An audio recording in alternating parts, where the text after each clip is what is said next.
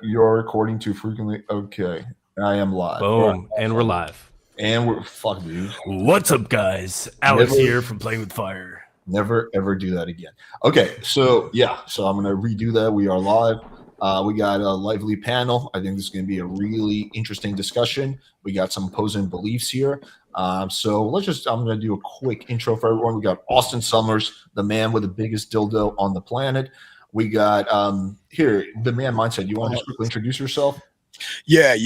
I've been doing this game before the internet, before those goofy ass book called The Game and everything like that. So I'm coming from a perspective of real game and not theory and lies and cockamamie stuff that people use. So I've been around since the seduction community before Alan Roger Curry, because I heard somebody think that Alan is the only one that's doing stuff, but we'll get to that later. But yeah, so I'm like Locario's big brother, but I've been on this joint since before the internet, teaching guys how to get women without lying, being indirect, and doing all that kooky stuff. So is that a reference to people on this panel, or you're talking in general? First, here's the thing. Okay, I think his name was Michael.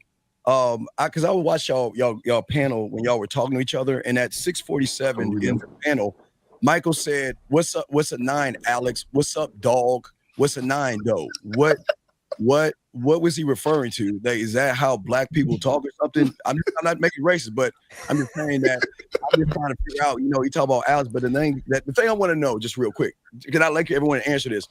How does someone who never spent any time on the street feel like they know enough to describe street things? You have to be in the street to understand what the game is, and you can't preface it off of somebody that wrote a book who stole game from melanin people on the street. That's all. But when you say on the street, you mean just cold approaching girls, right? There's no such thing as cold approaching.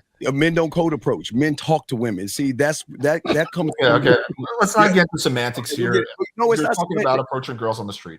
Right, but what I'm saying is that a lot of y'all young men, all due respect, is that y'all have taken words and changed it to fit your ideology. There's no point getting into semantics here. Like we're talking about going up here. I won't use the word cold approach. We're talking about going up to a woman that you don't know and having conversation with them, right?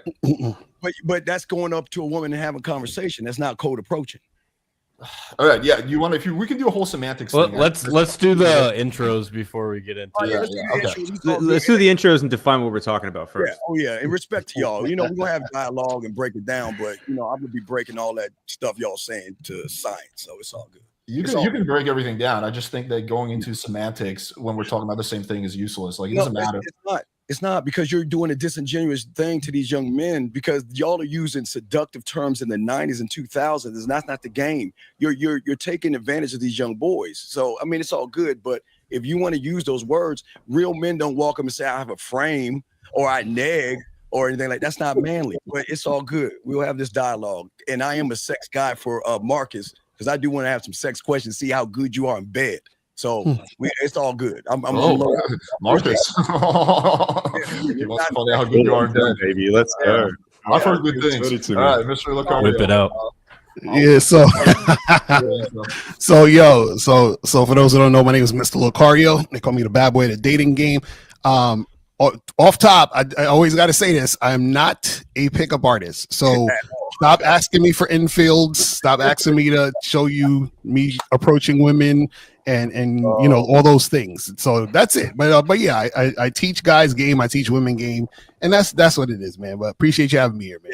Yeah, for sure. I just, as a quick side note, I do think that proof of concept is important. Whether you call it, I think game is a term we can all agree to, but I think that asking for infield is a valid request, because otherwise, how can people know if you're good or not? It's not like if you're posting sex. You can't with the infield. That's not real.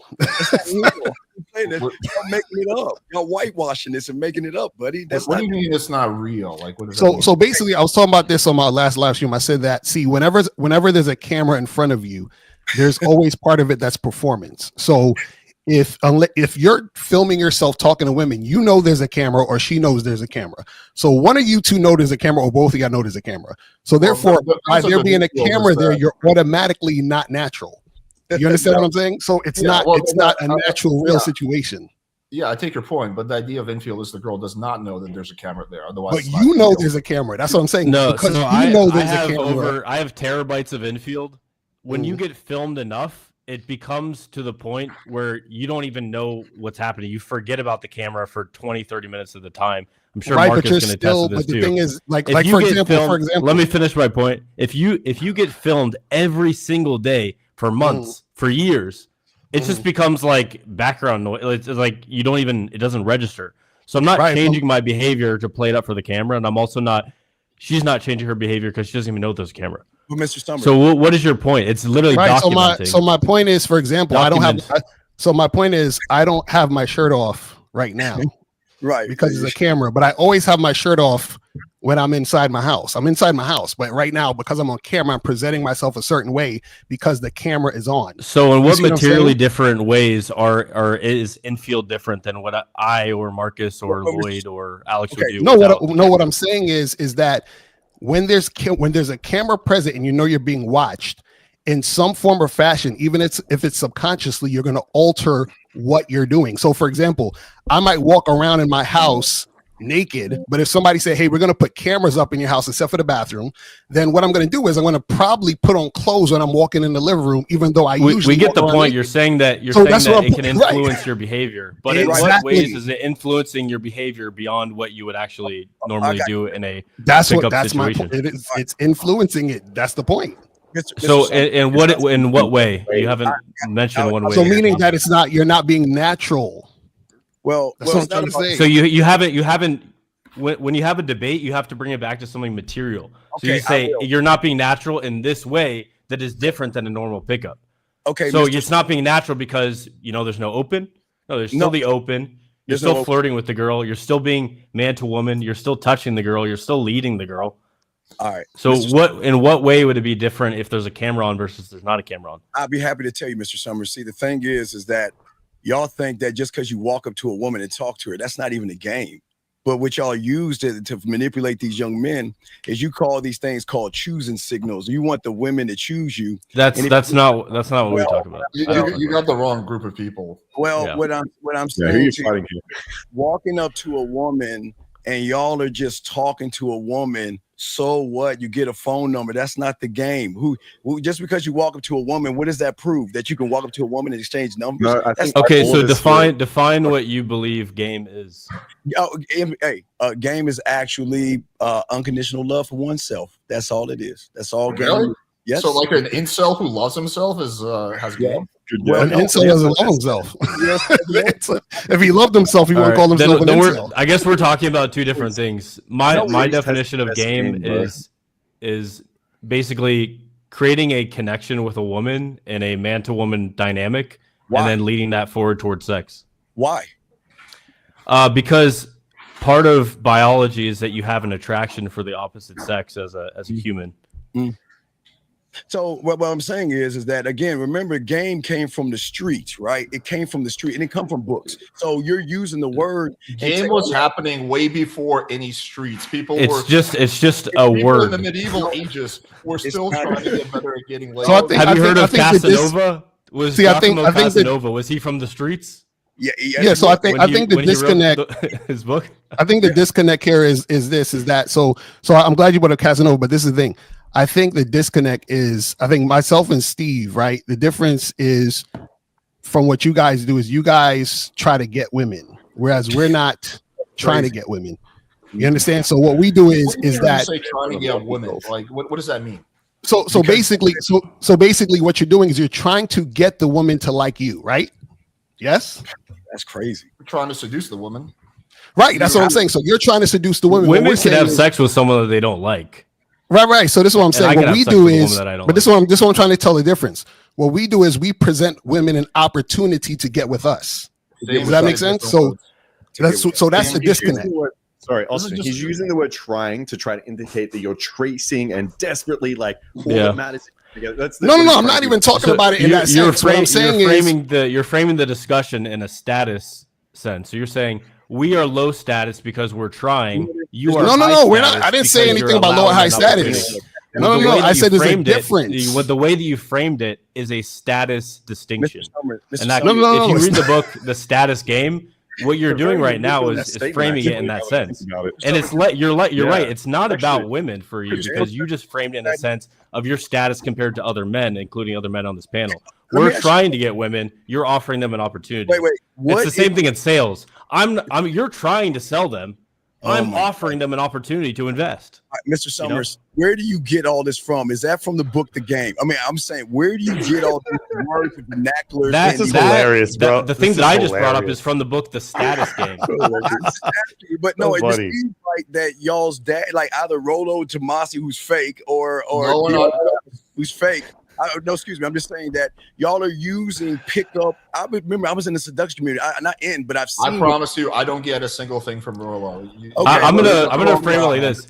Yes. This guy's fighting mystery There's roller right now. seduction was a thing hundreds of thousands of years before Yes, I agree. the streets, before Giacomo Casanova. This is an inherent part of human biology, Right. and what we're doing is essentially formalizing it a little bit more to get faster results, better results. That's where you're lying, because what you're doing is you're whitewashing something to fit your. Okay, narrative. define whitewashing. So how am I Okay. whitewashing seduction?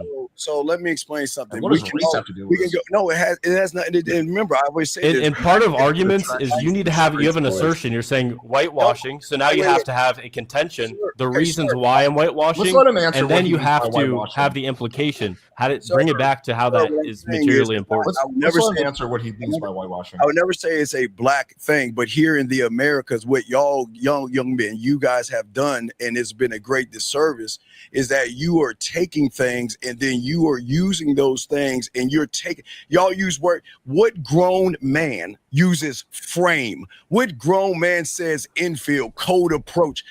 I'm saying, I get if you're in elementary school and junior high. I'm an adult man and I use those words. Grown men who work in with sales using words? Wait, Grown what men does who this work in describe sales things use frame. specifically? Grown men who work in sales use frame. Yeah. Are you gonna punch a dictionary? Sir, I'm not. And by the way, the Wait, two let's of you take are a step also in back. sales. Grown men who work in sales use frame. He's upset with I don't use Why, frame. why do words trigger you to such an extent? I Can you tell you explain what, that? Well, the thing is, you got to understand. It's like, okay, we got to, I guess, get on the same page of what we're talking about in the first place. So, from what I was saying earlier, was the difference is, and this is the disconnect. Like I said, when I said that you're trying to get women, right? So what you're doing is you're presenting a woman yourself and saying, hey, I hope this woman is interested in me so I can go further with this woman. And so this is why you guys will talk about, well, if a girl shit tests you, pass her shit test. So if you say I'm passing her shit test, that means you're trying to get with her. You're trying to get with her program. So what I'm saying is that we do not try to get with women. So what I'm saying is I present a woman an opportunity and she either takes the opportunity or she does not. So essentially, That's she falls into your frame versus you falling into her frame.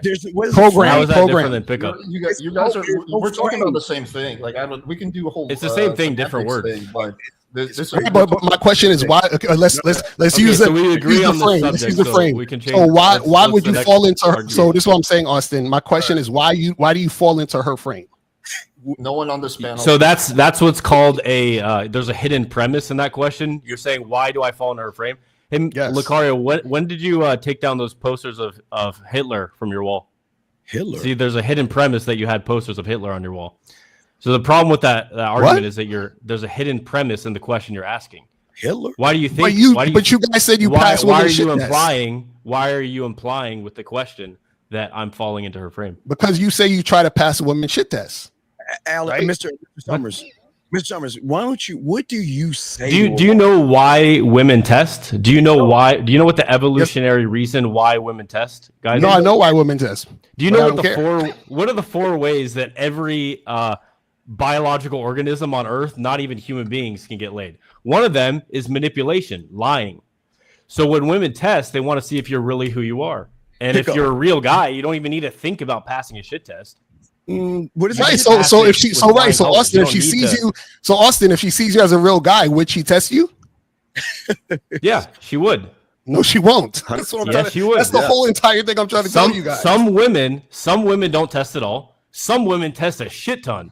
There's some women that they're attracted to you from the beginning. They'll still test you for fucking 2-3 hours. Austin, what do you say to women that you meet? I mean, what do you say to them? I'm curious. I have tons of You don't infield need to online. wonder. Go You can check them watch out. his infield. I'm like, I have some of the best day game infield, night game infield on the internet. That's the Go cool check thing it about out. infield is that you can But if actually he find out knows- for yourself. But if he knows himself, he should be able to. This is what I'm saying. If you should be able to answer things without Okay, saying, "Go bro, watch." Because no one here believes in You know why? Because 80 to 90% of everything I say is spontaneous because I'm having a connection with a human being. I'm not running a program. I'm not running a script. I'm not a robot. I'm a human being connecting with another human being. How are you connecting to a stranger that you don't even know, sir? Because human beings, we are part of the same thing. We're all cut from the same cloth. Women and men can coexist. Women and men can get along. I can get along with anyone. You throw me into a random room with people anywhere in the world, I can talk to someone. Doesn't even matter if I even speak their language. I can hang out with them. I can get along with anyone. Do you think you can like connect with people? Go ahead. When you get rid of the bullshit in your head, connection is the default. That's one of the things that I've learned over the past 10 years. Let's let Marcus get his point in. In anyone's head. There's always things in people's head that are preventing them from connection and love when those things are the default. So I think the question is why are you trying to connect? That's the question. Marcus has been trying to talk for like 10 connection is an inherent human Marcus, drive. your audio is People really, like really to be quiet. with people. We need social networks. We need social connection. We need women. We need men. You need to ideally you have people of every age that are around you. You have, elderly people, you have young kids, you have, girls, guys, you have women that are friends, you have women that are, sexual prospects or like people you're dating. I don't see any problem with connecting with human beings. I don't think anyone else does. That would be a very strange take. Well, I think the problem is that this is where you're not understanding the game. The game is not about a perk or a woman. The game is about a connection to oneself. I don't care about connecting to that woman as long as she follows my program. Well, that's great, but then we're talking about completely separate things. But you're running behind a woman. You're trying to connect to her. Why can't she? My job is to get guys into relationships with girls. But that's what my job is. So if you're talking about just but Austin, that's what I said. Notice what you said. That's not necessarily seduction. That's not necessarily dating. That's more like internal self-development stuff, which is awesome. I just got back from Tony Robbins' Date with Destiny. Austin, it's great to have a great relationship with yourself, but that's separate from. Let me just clean this up because we're kind of going in circles here. I also then want to give Marcus and Michael and Lloyd a chance to speak because they haven't. I literally think Lloyd hasn't said a single word since we started, like not one. I'll be honest, I'm having trouble figuring out where I'm going to contribute thus far because it sounds like you guys are talking about two separate things, but one guy is talking about the initial conversation, and the other guy is talking about a more holistic, like you have to like yourself in order to get women. We're not actually talking about. Well, here's the difference: is that this is the part that I want to clean up. So you're talking about connection as like basically the implication is that if you're connecting with a girl, that you're like following her lead. Mm-hmm. I don't see how those things how those two things are the same. You can connect with humans, like you have a connection with your friends, but it doesn't mean you follow your friends. If you have a girlfriend, you're in a relationship. If you don't have a connection, that's not a good thing. That's a negative thing. You can be the leader and still have a connection with a person. So why are you trying to connect with a chick you're just trying to fuck? Yeah, that's what I'm saying. If you're just trying to smash, why are you trying to connect with her? For me, I like things more than sex. So I actually view women as human beings where I can talk to them. I can understand their point of view. I can learn something from them. But why do I care about her point of view if I'm just trying to fuck her tonight? Yeah, what does that matter? Well, that's because you're coming from a much lower place of consciousness. You're coming from very low consciousness. I don't it's about power, status, dynamics. So Austin, when you order me this, I give her that.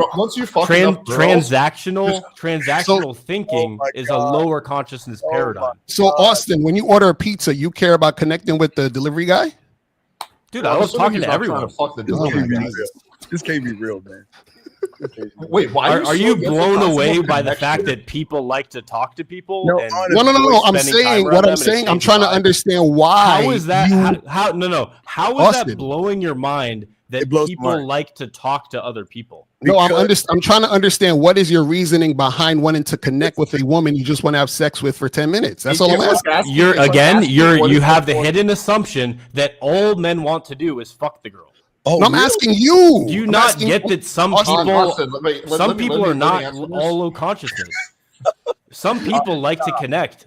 Stop playing, Austin. You joking, right? Stop Okay, playing. so let me answer the question. It's like this is like Okay. asking why. How why is it a joke to want should to you- talk to a human being? You know why? And I don't understand how this is blowing your mind. Austin, Austin, let me just get this I'm worded. sorry, I think I can answer the question. This is sort of like asking, what is the point of having friends? Like, why do you have friends? What does it give you? Right? It just feels good. It's a nice thing. It makes you happy. Feels good? Connection makes you overall more content. Makes you happy. It's a lot more fun. It's a lot more pleasurable to have sex with a girl that you connect with. Especially for a relationship, if you don't connect, if you have no connection with the girl you're dating, that's a very empty relationship where number one, you're going to be less happy. And number two, the girl is much more likely to pull away because there's no connection. Connection is what unites humans. You guys just see it as a negative thing because you think that connection is the same thing as like following a girl's lead. But the question I would pose is, do you guys have connections with anybody or you I have just with myself. with anyone besides yourself? Now, with myself, Alex, here's where you went wrong. You're following the woman because you're making her determination that you'll lose the girl, she'll leave you, and you want to. Who cares about if she leaves you or not? Let's say you're a cuck, and let's say that you don't fuck your girl, you just watch her get fucked by other men. Is that going to increase the likelihood of the girl leaving you? I don't care if she leaves or stays. Why do you care? I'm being a dick here. Why do y'all care? Well, when you like someone, you want to maintain something. Like, do you guys not have like feelings? No. This is what you're not getting. So Austen, when I was asking Austen, why does he need a connection to the specific girl he's just having sex with? So, for example, he likes it. Okay, so that's what I'm saying. So what I'm saying is, what do you like about having? So, Austen, you can't fuck a girl without having a connection with her. That's not what he said. No, I can for sure, but I prefer to have a connection with the girl. And that connection could be, just we have this emotional vibe, that could be like the second level. The third level could be some kind of, God forbid, intellectual connection. You could talk to a woman about why do I need to talk to her? I'm just trying to fuck. That's the part I'm not getting. For me, okay, Locario, do you have a connection? Like, if you have a girlfriend, you guys have had girlfriends? If you have an IQ, if she's my girlfriend, that's what I'm saying. A woman has to earn being my girlfriend, which means she has to be with me for at least a year before she's my girl. Now, do you have a connection with your girlfriend? Yes, that's my girlfriend. Okay. A random chick I'm fucking that I met tonight.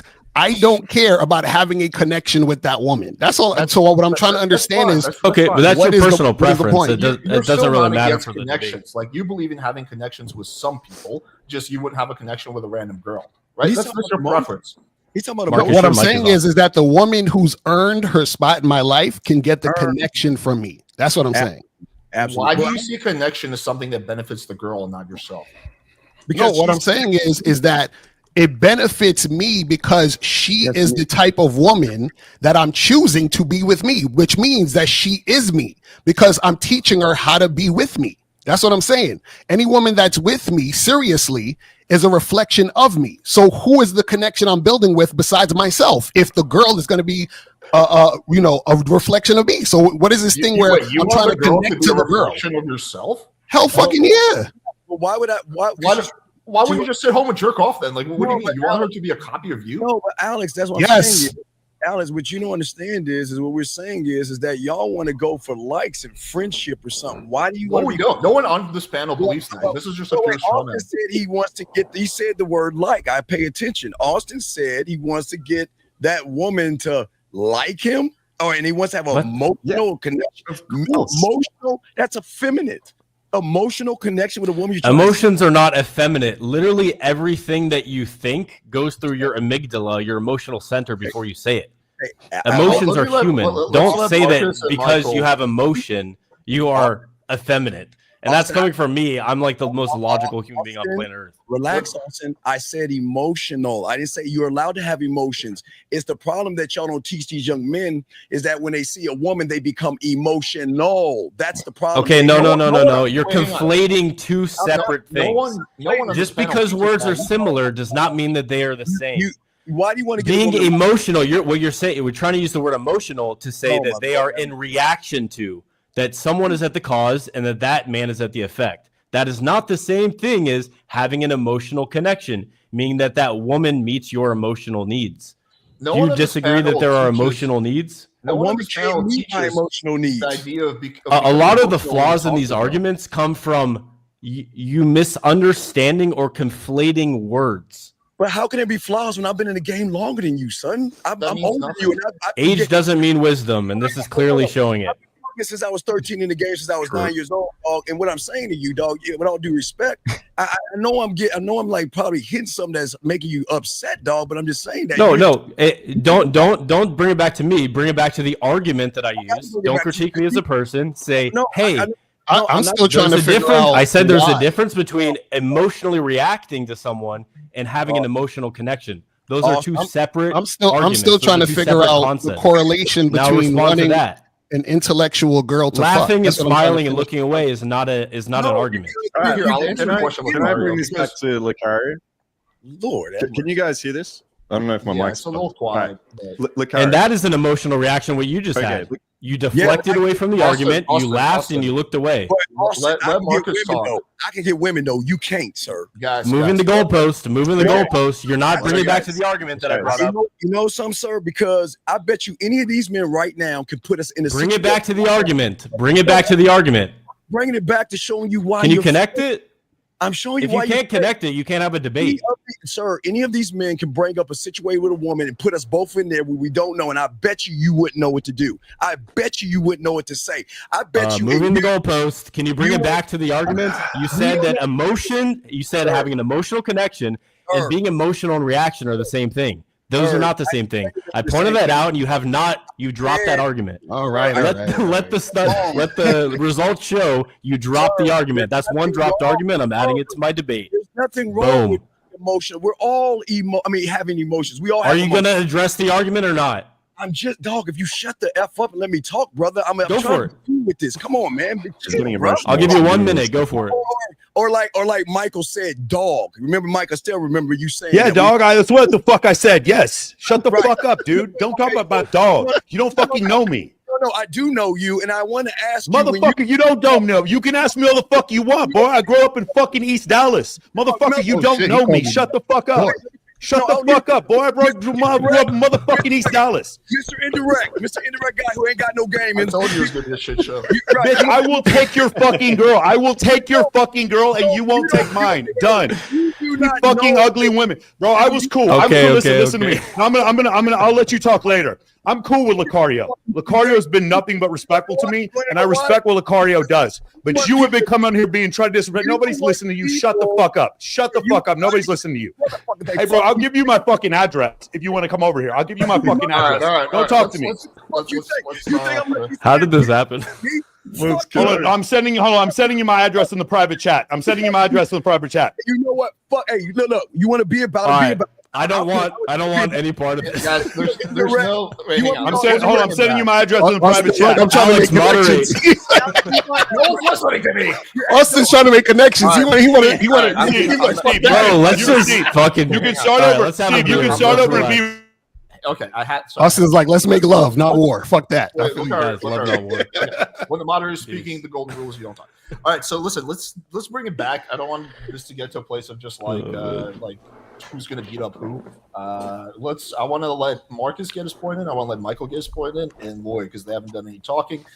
So let's just start off with Marcus and then go to Michael, because this conversation so far has been 4 people talking with the other 3 being left out. So I'm gonna unmute everybody and we can get back into it. Sorry, Michael, had to do it. No, I don't mind.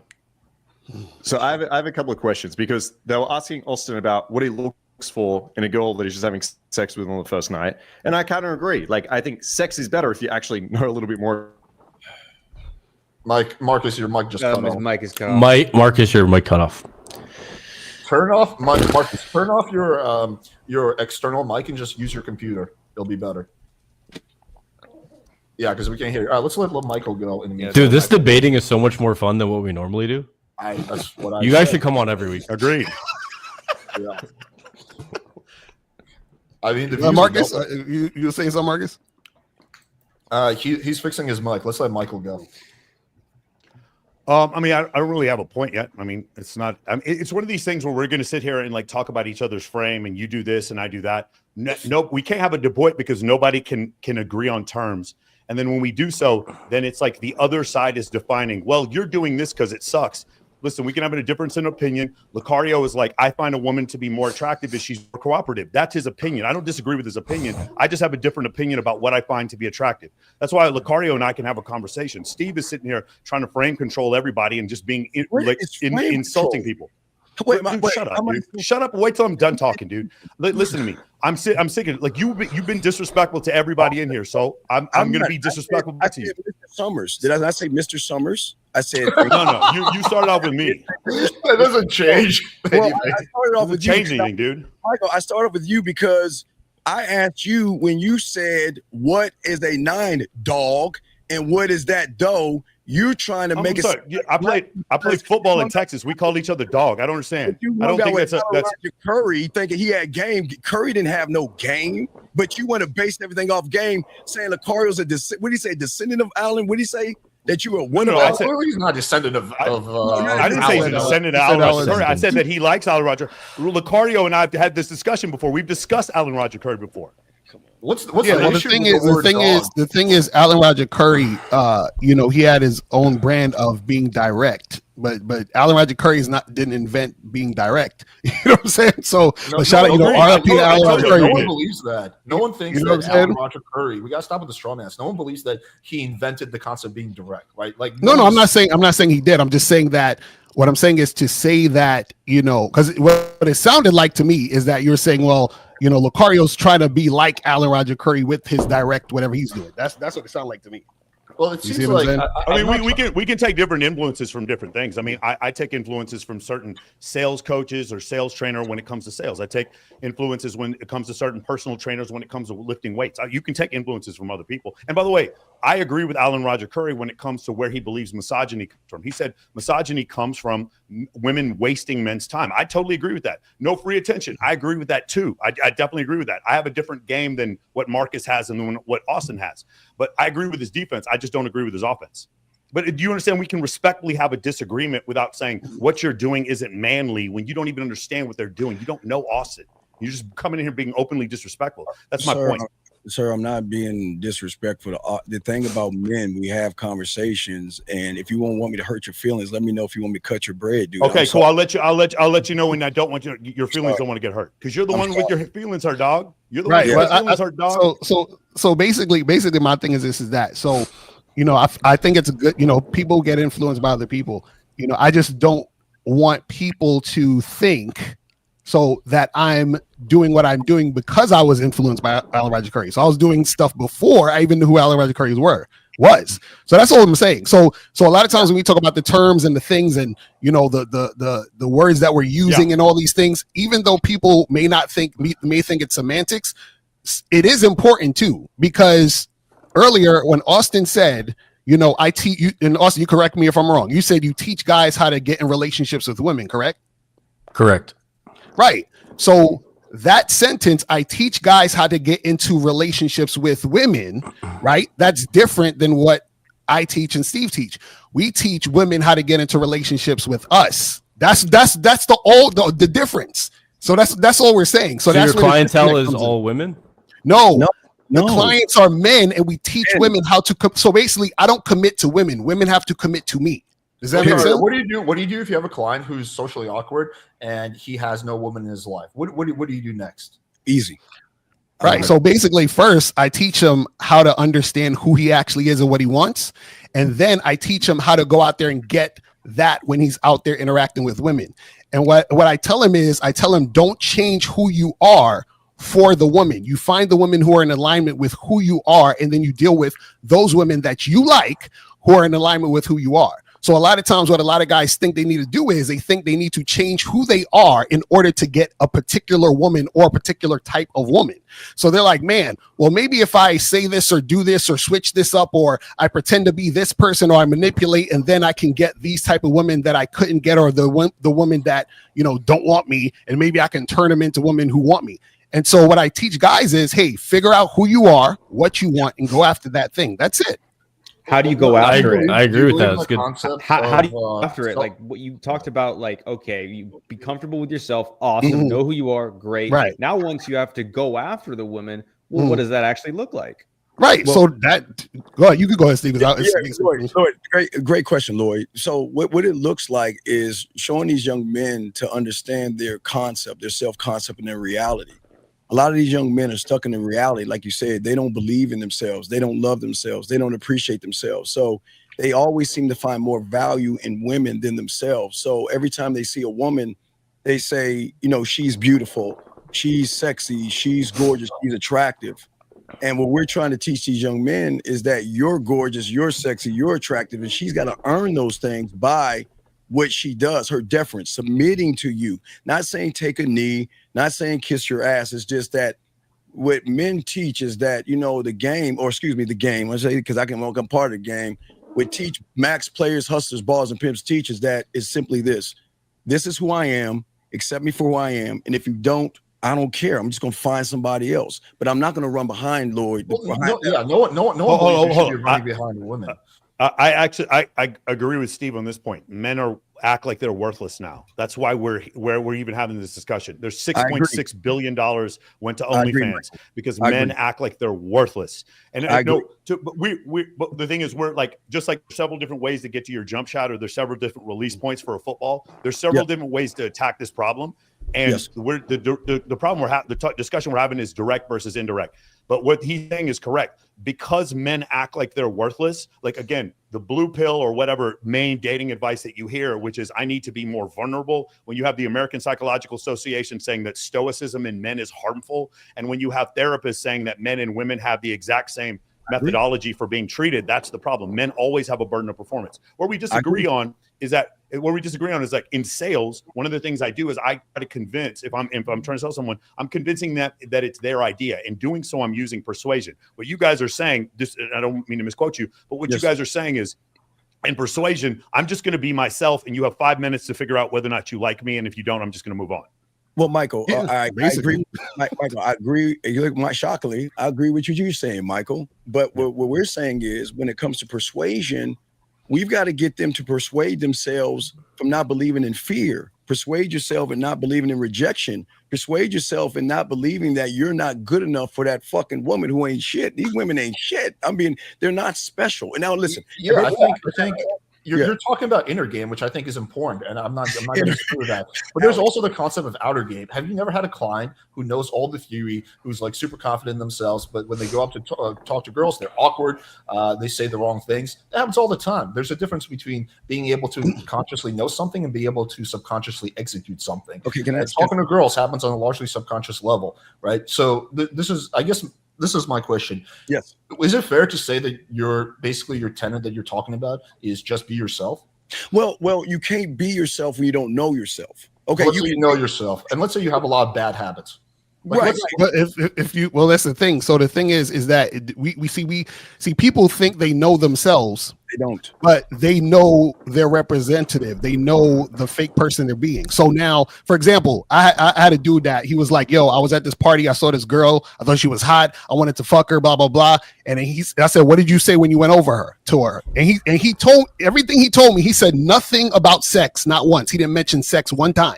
But when he was thinking about her and looking at her, that's all he was thinking about. So what I'm saying is, if he was actually being himself, he would have mentioned sex, flirted with her, talked about sex, and tried to make that happen in that interaction. But why did he not do that? He didn't do that because he didn't think he could get her. He didn't do that because he thought it was inappropriate to talk that way or whatever the hell it is. So what we're teaching these guys is, listen, you got to figure out you and actually be you 100%. The problem, though, is that a lot of times what happens is that guys are willing to fold and not be who they are, or basically go with a woman's program to get her. So, for example, they'll see a girl and think she's really hot. That girl said, he goes up to the girl, hey, what's up? How you doing? She says, well, you should buy a girl a drink first before we talk, right? So now his dumbass is going to buy her a drink because he is actually going along with what she said. She's now leading him. So what I teach men is, do not ever follow a woman's lead. Do not ever go based on what a woman is telling you. Because even if you do interact with that girl, get her to drink, y'all start talking, y'all doing all this other stuff, you've already started your relationship. Let's say y'all go down the line, she becomes your girlfriend. You've already started your relationship where you're following the woman. This is why you have a lot of relationships and situations where guys get into marriages, they have sexless marriages, their women disrespect them, and that all came from the beginning when that fool was following that woman's lead and he didn't stand on his own shit. That's what happened. Everyone on the panel agrees with what you said. Everyone here is going to agree with that. That's so totally well. There are levels to this, right? Like this is basic level 1 shit. Like I'm curious, what do you do when a girl says, "Buy me a drink" when you start talking to her? Do you walk away or do you deal with that? That's my question. Yes, I'm walking away. Yes, I'm telling her I'm not buying her no drink. You have a good night. Yes. I see there's levels to this, right? So you said you got to be yourself, you got to understand who you are, you got to understand the girl. Okay. So level 1 to this for me is I understand this girl just sees me as a way of getting like monetary value out of me and just buying a drink. So you know what? I'm not going to put up with that and I'm walking away. Level 2 to this is realizing this is probably just how she sees most men, right? This is how she treats men that are basically just offering value, that are insecure, that don't know themselves. I want to be able to fucking show the world I know who I am. I'm not going to walk away because some girl said I want to drink because she thinks I'm like every other guy. No, I'm going to show her who I fucking am, right? So you're trying to prove yourself to the woman? I look at her, I laugh, I go, "What are you, broke? You got no money?" She laughs, realizes, "Oh, fuck, this guy knows himself. This guy's got confidence. This guy doesn't put up with shit. Cool. Now I'm into him." And now my job is to test whether I like her or not. As Austen said, he might to see if they've got a connection. Alex might see if she's got a big booty. Fucking Michael might see if she's got big titties. I might see if she's into BDSM. We have all standards that we look for in girls. The problem is the only standard you seem to look for is she going to submit right away? Right? Yes, because in that situation, Marcus, what happened is you just submitted to her. Yes. That's what I'm saying. You're basically Locario, here's just my confusion. Locario, I totally like if I could change my brain to only be attracted to women who are hyper cooperative with me, I do it immediately. That sounds like a fucking incredible existence, to be honest with you. But the problem is I can't. The problem is because of whatever ideals that I grew up with in the 90s. I think Pamela Anderson is fucking hot. I met Vivica Fox one time. She's fucking gorgeous. Like, to me, there's a look that I look for, and whether or not they're cooperative, I'm going to find that woman more physically attractive. The thing is, Locario, whereas I agree with what you're saying, can't you see how other people might want to do it some other way and also be successful? So my question to that would be, can't you find a woman who's as attractive as Vivica Fox and Pamela Anderson that completely cooperates? I mean, you probably. I think you could persuade them to. I think you could persuade them to cooperate. But why would I need to persuade? If I need to persuade them, that means they're not cooperating. And if and why would I need to persuade them if I could just find one who's going to cooperate in the first place? The reason why is because persuasion is a skill that exists. It's human psychology across the board. You can get people. They did this with POWs in like the Korean War. They took them from being vehemently like anti-North Korean, vehemently anti-communist, and gradually, progressively turned them into literal communists. And the reason for that is because the science of persuasion, like Robert Cialdini's book, what's it called? Persuasion, the art of persuasion, whatever. It's persuasion. Yep. Yeah, but there's another one even before that. It's the psychology of persuasion. Basically, there's a way that the human brain works that you can make someone amenable to your cause, to like start to see things from your perspective. And I think the thing that differentiates us, our two sides, I guess, in this debate, is that I view it as you have, like, let's just even do it simpler. Yes, maybe, and no girls.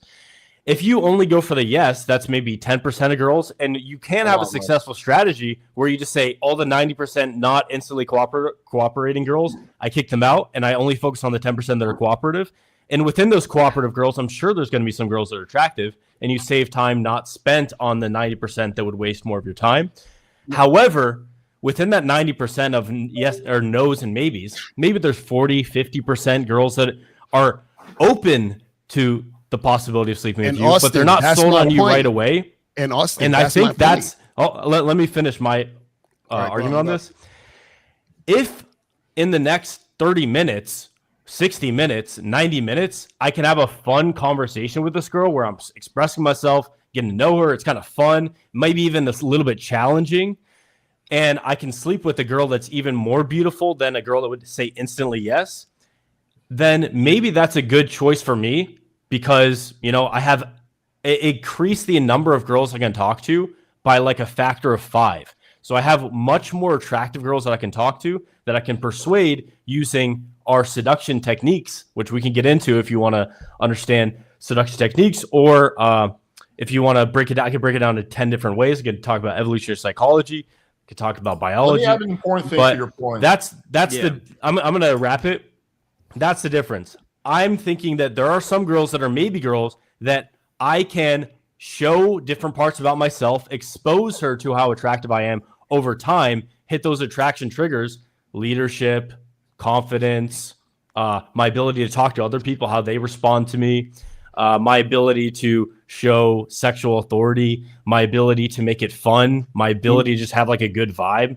Like all these things can improve how she perceives me over time and give what's called a halo effect in psychology. So she starts attributing attraction, more and more attraction to me, the more and more I show and expose her to how attractive I am. Austin. Let me add a very important part of this. Hey, we're getting an echo. I'm hearing an echo. I'm hearing an echo. Hey, mute everybody real quick. Yeah, When there's I an talk? echo somewhere. Somebody's got their video and audio. Test. It's not me. I don't Okay, hear it no. on my end. Let me. I have to go one by one and. Okay, we could just unmute when we speak, I guess. Okay, do you hear an echo like this when I talk? No. Okay, so it's not me. All right, let's do one at a time. Okay, Dean, Check. you guys hear an echo? No. Okay, let's go to Austen. Austen, you have to unmute yourself. Hey, how's it going? Do you guys hear an echo? No. Okay, let's go to Locario. Locario, you have to unmute yourself. Oh yeah. Hold on. Check. 1 2 1 2. Do you guys hear an echo? Well, I think it's going to be an echo from someone who Is it me? it's on their speaker. So it's not from their mic. Hey, test. It's gonna be one person. Yeah, Marcus, do you guys hear an echo? Test. Hello. I don't I think hear we're any good. echo. No. No echo. Okay, let's unmute Michael Sartain. Okay, Yeah, I Michael have Sartain. headphones on, so it's not me. Yeah. I think we're good. I think we're good. Well, let Okay, me just so- add, this is the point I was going to Okay, try. I'll go after you. I think this is a really crucial part of this that Austen hinted at, but I think this needs to be said outright, which is the hotter the girl, the more likely she is to be in the maybe category. You're going for 9s and What? 10s. You're going for wait, let me finish the point. You can respond to it later. You're going for the 9s and 10s. They've been approached by guys that seem like who are better looking than you, who are probably just as confident as you, right? So a 10 can't fuck every single guy that approaches her who's confident and good looking. So she also screens in other ways. She wants to see, for example, your level of tenacity. She wants to see how you deal with shit tests. She wants to see a lot of things, right? She's going to be a little bit more skeptical because she has so many options. So I think that your strategy is fine if you just don't really care that much about looks and you're just going for whoever wants to fuck you. But I think if you're going to go for the 9s and 10s, you have to. Most of them are going to. There's going to be some exceptions, but generally speaking, they're going to be in the maybe category. There's nothing that makes you so special that within 30 seconds, a 10 who's been approached 100 times is going to be like, oh, well, you know what? This guy is somehow different because what? He talked to me for 10 seconds and he was confident. Well, Okay, let me say this real quick, and I'll pass to you, Steve, right after you. This is the thing. So what Austen was saying, again, I'm gonna use you guys' words. Austen was going into a woman's frame by trying to prove himself to the maybe girls. This is what I'm talking about. So what I'm saying is, it's chasing women by trying to prove yourself to the woman. But So you're what I'm saying is, so I'm gonna finish. now. Right. So what I'm saying is that that's you making the game about women. You understand what I'm saying? Like trying to prove yourself to the woman. Now, as far as what Alex is saying, Alex was saying that, hey, you know, the hotter girls are going to be harder to get. But the thing is that that's a fallacy, because what is hot, right, is subjective. So you can't. The only person that can tell me It's not totally subjective. no, it is subjective. I'm gonna tell you why. I'm gonna tell you why. Because hold on, let me explain it. Who can tell me what's hot to me except for me? Who can do that? Okay, so There's can I universal. answer There's this a little bit? universal attractive Alex, qualities. let me. And Alex, if we have I know what you're. wait, let me respond to this. If you have a 10, one of you guys might think she's an. What's 8. a 10? Give us an example of a 10. What's a 10? Okay, well, let's take a really hot girl. Like think of Alex, you're or something like that. You take a really hot girl. We might think that she's a 7, she's an 8, but we're all gonna agree she's a Alex, 7. what's a 10, dog? No. That's it. Lana Rhodes is probably not the best example. So let's try this instead. So let's just keep to the science on this. So the way it works is, so there's a study done. They did with 60,000 people, Dr. David Buss, and he goes over what men and women find attractive. So they look at tribes in Africa, they look at tribes in South America, they look at Aboriginal tribes, and then they look at people in Norway, Mexico, all over the world. And so there's certain universals that men do find attractive. Like, for instance, men like a 0.7 hip to waist ratio. So generally what they want is a woman's waist to be smaller than her hip, so she has an ass. Generally, men do not like women with unsymmetrical breasts or unsymmetrical faces or blotchy skin. Men generally like younger as opposed to older. Obviously, there's exceptions to this, but the idea that beauty is all subjective is not quite true. There's even studies that show that infants who have they're not exposed to anyone else, look at people with symmetrical faces who are more physically attractive, in general longer. And then there's also a study where they take thousands of people's faces, they superimpose them over each other using AI, and they get the average of all the faces. So the average nose, symmetrical eye distance, whatever. And people agree that that is a more attractive face. So in general, there is some objectivity when it comes to physical beauty. Well, Michael, here's the thing. Again, this is what we teach our young men. We don't give a fuck what other men think. With all due respect, not cussing at you, sir. What I'm saying is that Michael, you can like a woman with titties that you find thin. Okay, that's a big problem for me. Right. Okay. That's a big problem for me, Steve. Yes. You're not addressing the point. You're talking about preference. No, he's telling you, right? I'm gonna tell y'all. Let him finish, Alex. Let him finish. Let's say you take two identical twins, right? Two identical twins. One of them takes really good care of herself, right? She maybe gets fake tits. The other one lets herself go and gets fat. Are you saying that those two are going to be like, if we take 1,000 guys, they're going to be equal amount of? No, their point is each subjective man can have their own opinion about it. Everyone is right. I'll sum it up. It's 80% objective, 20% subjective. So it can be if that's what. Do you guys know what objective means? Objective means everybody agrees. That's objective. Subjective. There's an objective element to it and a subjective. So no. If I show Beyonce's picture to every man in the world and one guy says she's not attractive, it's subjective. I don't care if every other guy in the world says she's you're going back to binary. It doesn't have to be binary. Bro, that's what objective and subjective means. What are you talking about? Including me, I'm on the spectrum. But there can be degrees of objectivity and degrees of subjectivity. Well, what I'm saying is that, okay, let's say all you guys think Beyonce is attractive, just hypothetically, right? All y'all think that she's projected. 10 years ago, for sure. All right, Michael, 10 years ago, Beyonce. I'm going to tell you why she's ugly to me. Because a woman that allows her sister to grab Jay-Z and hit on him, that bitch needs to be fired on the spot. So the exception doesn't disprove the rule, though. I don't know what you guys are trying to. Hold on. Lloyd, go ahead. I have a question about that. So you don't like a woman who does that, but you like a woman that submits almost immediately to a man. No. I do. Yes. No, he does, but Lloyd. So, when I teach, I don't get it. Okay, Lloyd. You shouldn't like that. Lloyd, I teach women this thing called free will, and that means that I'm not going to try to manipulate her. I'm not going to deceive her. I'm not going to lie. Right? No. What I'm saying is, women all day, every day get hit on by a bunch of dicks. Everybody's trying to do everything they can to get to fuck her, to basically fuck her. What I'm saying is, if I'm at a Well, no, I'm showing her why she should fuck me. I think I talk about diamond dick. I'm not running behind no pussy. I think my dick game is good. You don't chase her, but your goal is the same as to fuck her. Well, no. It's not to build a connection with her. No, I'm not trying to. Okay, here's the thing. I'm not trying to fuck her. I'm trying to show her why she should fuck me. I'm saying but your motivation at the end of the day is you're doing it differently, but your motivation is that I want to have sex with this girl. No, my motivation. You are showing her. Why she wants to fuck you. Your goal is to fuck her. Well, let me show you the steps. The thing is dick is the steps have nothing to do with the intention. No, what I'm showing you, I'm trying to explain it and break it down so you have more clarity and understanding what I'm saying. I'm saying is this is why I'm not trying to fuck her, because she has not shown me she's worth my time, my attention, or my respect. Because I'm not giving my dick away for free to just any bitch that wants it. Just because she doesn't mean she can't have it. That's what I'm saying. You know what? I'm going to make this point. This is kind of an interesting point. Can I quickly speak? You guys have. Markus, go ahead. But it's almost like we both have inner game things. But Austin, let Marcus speak.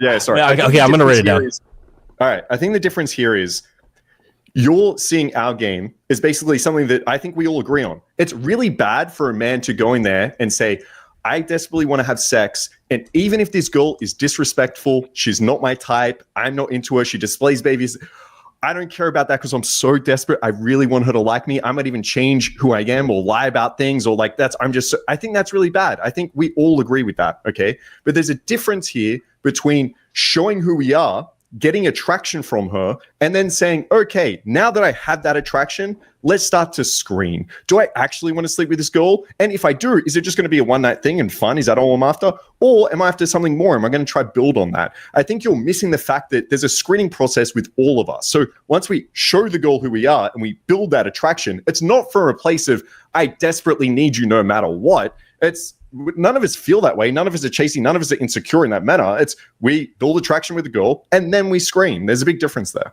So as the ex-gigolo, I learned when it comes to building attraction, you got to build trust, sexual trust, and then, trust, emotional trust, and sexual trust. You cannot build attraction in a few minutes. It doesn't, unless the woman wants to fuck you. I will say that. If a woman wants to fuck you, you don't have to do anything. You don't have to do it. If a woman sees you and wants to fuck you, you have to do anything. But what I'm saying is that you can't build on an opponent that already knows every move you're going to make, because everything you're saying behind that door is I'm just trying to find a way to fuck you. So and you're not just contradicting yourself here. Did you just say you can't build attraction in a matter of minutes? Wait, sir. Okay. Well, no, you're thinking of Locario's point. Hold on, we're confusing the points. Right. Steve, Steve, clarify your point about how you build attraction, because Locario was talking about it doing in 5 minutes. Right. Okay. Well, I'll talk about that after you, Steve. Hey guys, I got to run to another call, so have fun. I'll take you later. Peace out, bro. Yeah. So what I'm saying is that all I can do is present myself to the woman. I don't give a fuck if she's down or she's not. All I'm gonna do is gonna present myself, and what she says at that point is what she says. But I'm not gonna sit around and try to. The moment I try to build something with somebody that's not interested in me, for instance, if I go up to her, let me use I think Austen said I'm sorry, I don't want to say the wrong person. I've got the one that said they go up to the woman and they try to talk to her, want to buy her a drink, or she says, "Let me buy you a drink." Excuse me. She says, "Let me buy you a drink." The moment she tells me, buy me a drink, she's already telling me that you got to work to get me by trying to give me something or put some on my fucking throne. I'm like, correct. Fuck. Yeah. Right. So what I'm saying is that the moment I recognize she's not interested in me and I keep trying to push that boundary, that means I'm trying to manipulate the reality. Her reality is her reality. She likes what she Okay, so I've got a question. Yes. How long do you think it takes for a girl to know who you are? Because you said she doesn't like me. How long does it take for a girl to know who you are? I'll answer that. No, I'm talking to Steve. Sorry, I'm talking to Steve. All respect. It fluctuates for every woman, but I promise you this: we get pussy offered to us within a few days. No, not pussy offered. How long does it take a girl to get to know you, who you are? Okay. The reason she can't get to know me is because I am many doors of doors. She'll never get to know me. She'll know of me, but she'll never get to know me because I'm always evolving. Exactly. So she might know 5% of you in 5 seconds. She might know 10% of you in 5 minutes. You might fuck, and she might only know 20% of you, right? Yes, sir. I agree. I'm on the same boat here. Yes, so my understanding here, if she only knows 5% about me, then hey, she's missing out on all these incredible things. I'm not going to expect someone to make a decision like, hey, do you want to buy this thing? But I'm only going to tell you 5% about it. I'm willing to show someone, hey, here's 10, 20%. And then the girl can be like, wow, this 20% seems amazing. They're going to chase. They're going to be like, I want to know 30%. And I'm not going to give it to her, bro. I agree. She needs to earn that shit. You're not going to find out 50% of me on the first night. Are you fucking kidding me? Not a chance. She needs to earn that. So I agree. I just think like if I'm at 5% and she says, buy me a drink, I'm like, bitch, you fucking broke ass.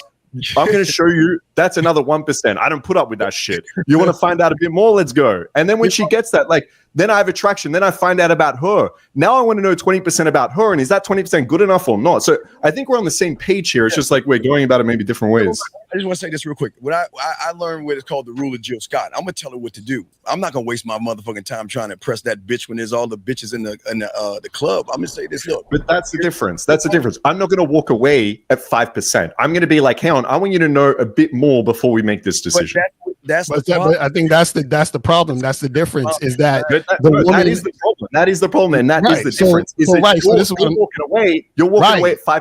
If girls only know 5% about you, no. Marcus, girls.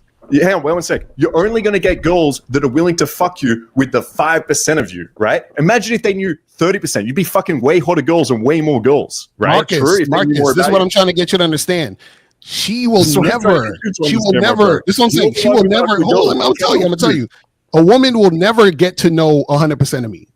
It's impossible. You understand what I'm saying? So now, so what I'm saying is, right. So what I'm saying is that when I first meet the woman, fuck 5%. It could be 0.1%. She knows the type of guy I am. So when I talk, she need to listen, or I ain't fucking with her. That's what I'm trying to say. You just said she knows 0.0001%. How is that the type of guy you are? She knows nothing about you. No. What I'm saying, you're not, Marcus.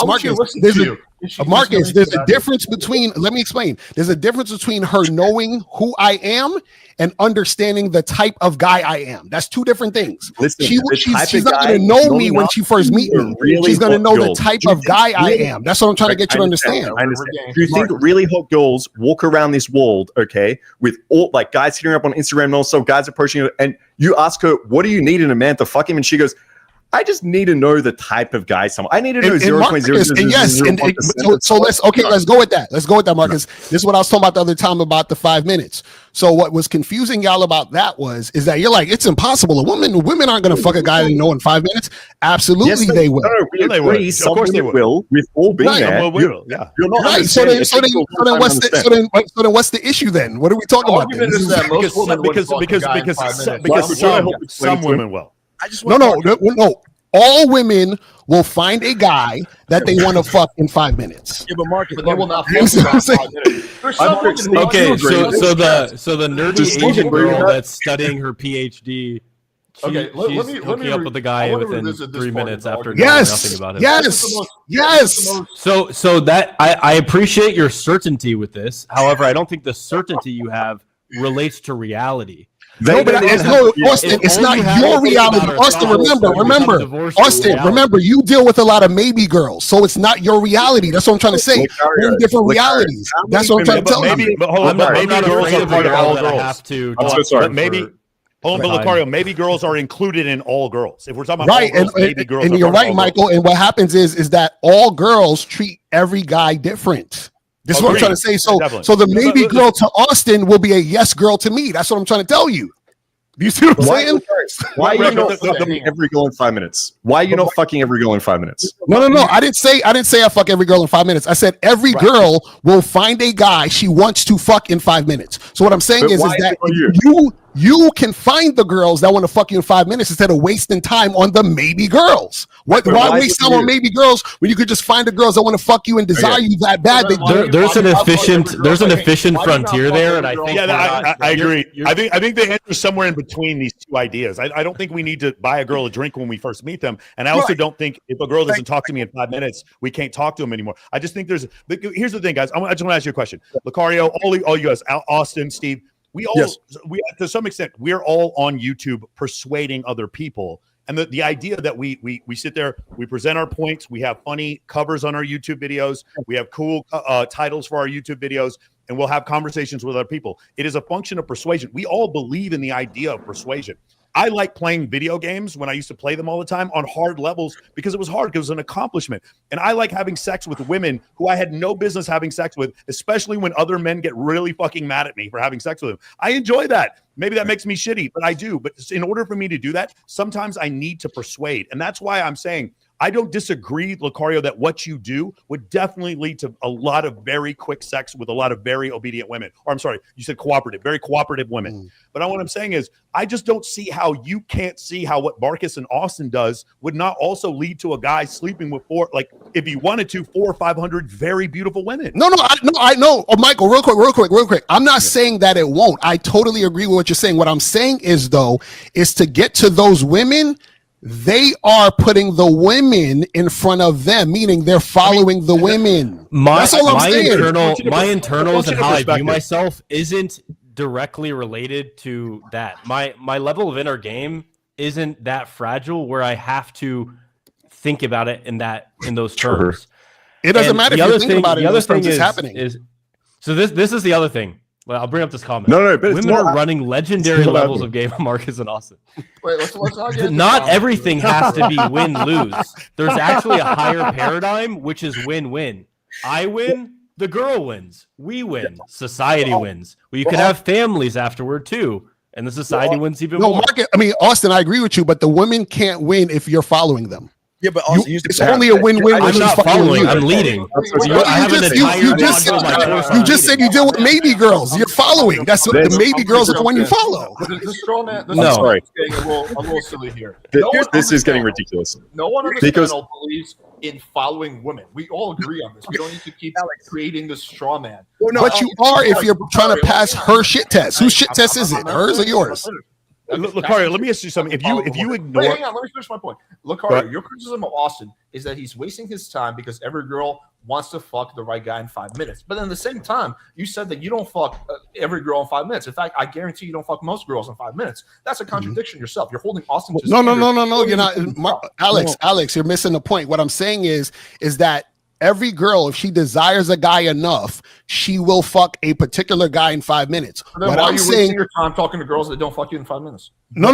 This one I don't. That's what I'm trying to tell you. What I'm saying is 5 minutes. No, Alex. What I'm saying is that there are girls I know they want to fuck me in 5 minutes. Do I fuck all of them in 5 minutes? No, because I might have something to do that day or whatever the fuck it is. What I'm saying is that her desire to fuck me in 5 minutes is there. That's all I'm saying. But then why are you wasting your... Okay, fine, we're talking desire. Like, why are you wasting your time talking to girls that are not going to fuck you in 5 minutes? Alex, when did I say I do that? Do you not see the contradiction there? Guys, I want to be clear here. I am the only person on this entire panel that has a 7-minute poll on YouTube. Okay, sir. Well, here's the thing. Actually, I think I do as well. 7-minute one also. For you. Okay, I think I've got like a 7-minute threesome poll actually, but I'll need to check the timing. Marcus, here's the thing that you're not understanding about what you're doing. With all due respect, you're not looking at the whole. You're looking at the tree, but not the forest. Because if I look at the woman, right? Okay, I go over to the woman, right? I say what I need to say. What I need to do is back the fuck off because I know. I'm not saying any of you on the panel. I'm saying I know the losers in that motherfucking club are going to draw her back to me because they're boring, basic, and bland. So because of that, I know that she wants a position because some women out there just don't want to, some women are out there to meet guys. Don't get it wrong. They're fucking fuck them anyway. To meet guys, right? So I don't want to sit there and cover and hover around her, talking to her for a long period of time. I want to get like Mission Impossible, get in, get out, and back and chill. Even at a point where if I'm sitting next to a woman, I know y'all all know this. Y'all recognize this. I seem like y'all real this. How many times have you sat beside a woman you're not even talking to, and a guy, a loser comes over, she's like, hey, that's my boyfriend right here. And you're like, what the fuck? You're like, what the fuck? And then all of a sudden you go ahead and just, hey, look, my name is Steve. What's your name? How you doing? Look, I know you want to do your thing. Hey, here's my information. I'll talk to you later and float the fuck off, and then let all the other losers come in with all the weird, well, hey, baby, can I buy you a drink? And all that goofy ass shit. She's gonna think more about you later on because you're leaving an impression on her. No one. I actually agree with you. So I think that's a good thing. What Steve would have done was get the fuck out there without even giving a number because numbers chasing. That's what he would have done. Sorry, Locario. I agree with you here. If you have a lot of attraction with a girl and she knows 20% of you, right? And you have attraction, then you pull back, you make her chase. The issue here, the big problem we're having, the big disagreement that we keep missing and missing and missing is Locario believes that any form of behavior or effort or anything that builds attraction with a girl is inherently chasing, right? The difference here is we let the girl see 20% of ourselves or enough to build attraction, and then we switch and we start making a chase. We start testing her. So yes, we might pass a shit test by telling her like, what the fuck, you broke? Like, what's wrong with you? We might do that. But then the step after that is once we have attraction, we start making a chase. We start asking her these questions. When I pull a girl home, I'm not begging her for sex. Oftentimes, I'm tying her up. I'm telling her she needs to beg for it.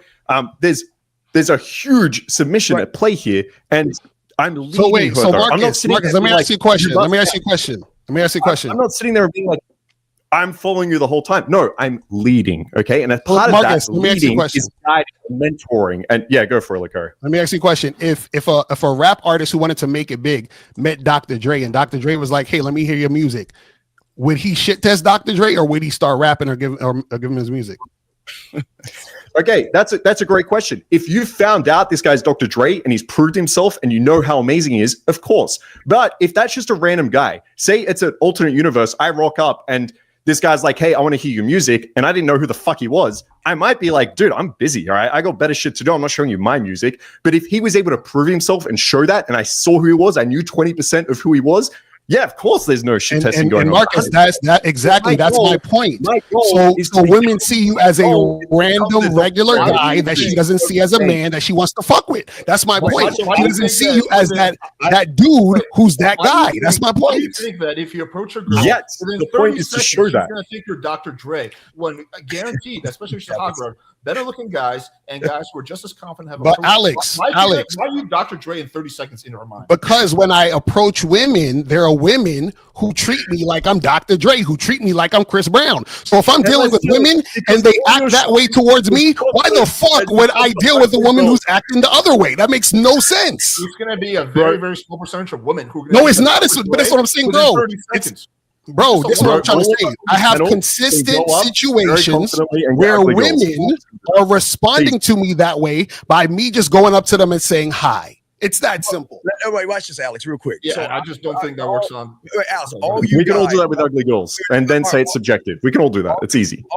See, this guy with the ugly girl shit. All you guys It's true. Confident. Wait, listen, check this out. All you guys are sure and confident in yourself. I give you that, and I can't take that from you. But we got to look at the people that are trying to learn from us. If we're telling somebody to spend time, that when they look at a woman, the moment they say she's beautiful, she's attractive, what do I have to do to impress her? They're going to fall off their square because they're not going to know.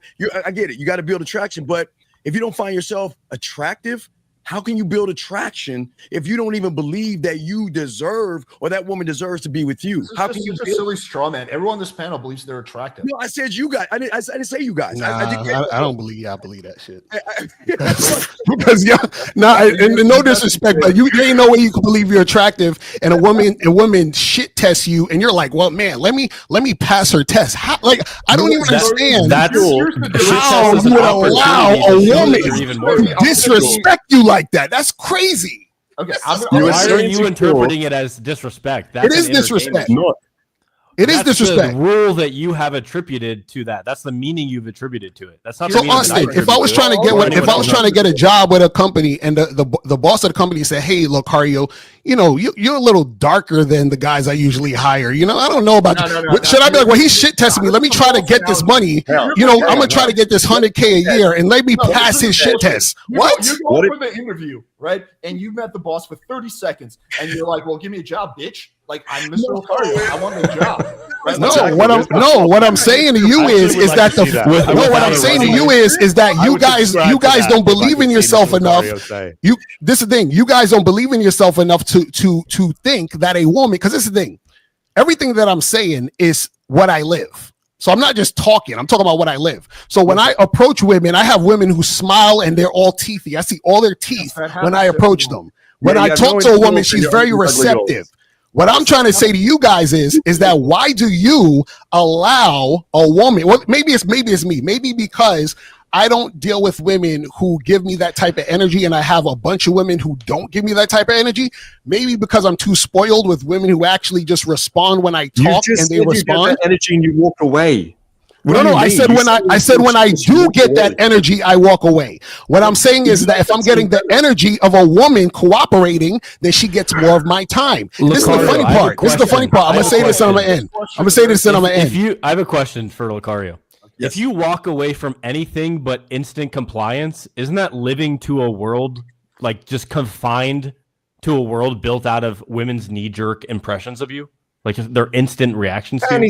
Yes, because I want them instant reactions to be the woman recognizing what it is. Because check this out. Why would you want to be constrained to that set of circumstances? Because it's a reflection of me. It's a reflection of me. If I'm going to a store or a restaurant or whatever, I go to the Subway to get a sandwich. I say, listen, let me get this on the sandwich. When they give me my sandwich, I want exactly what I wanted. So they're reflecting exactly what I wanted. So it's the same thing when I deal with women. And understand this. Hold on, real quick. I'm gonna say this last thing.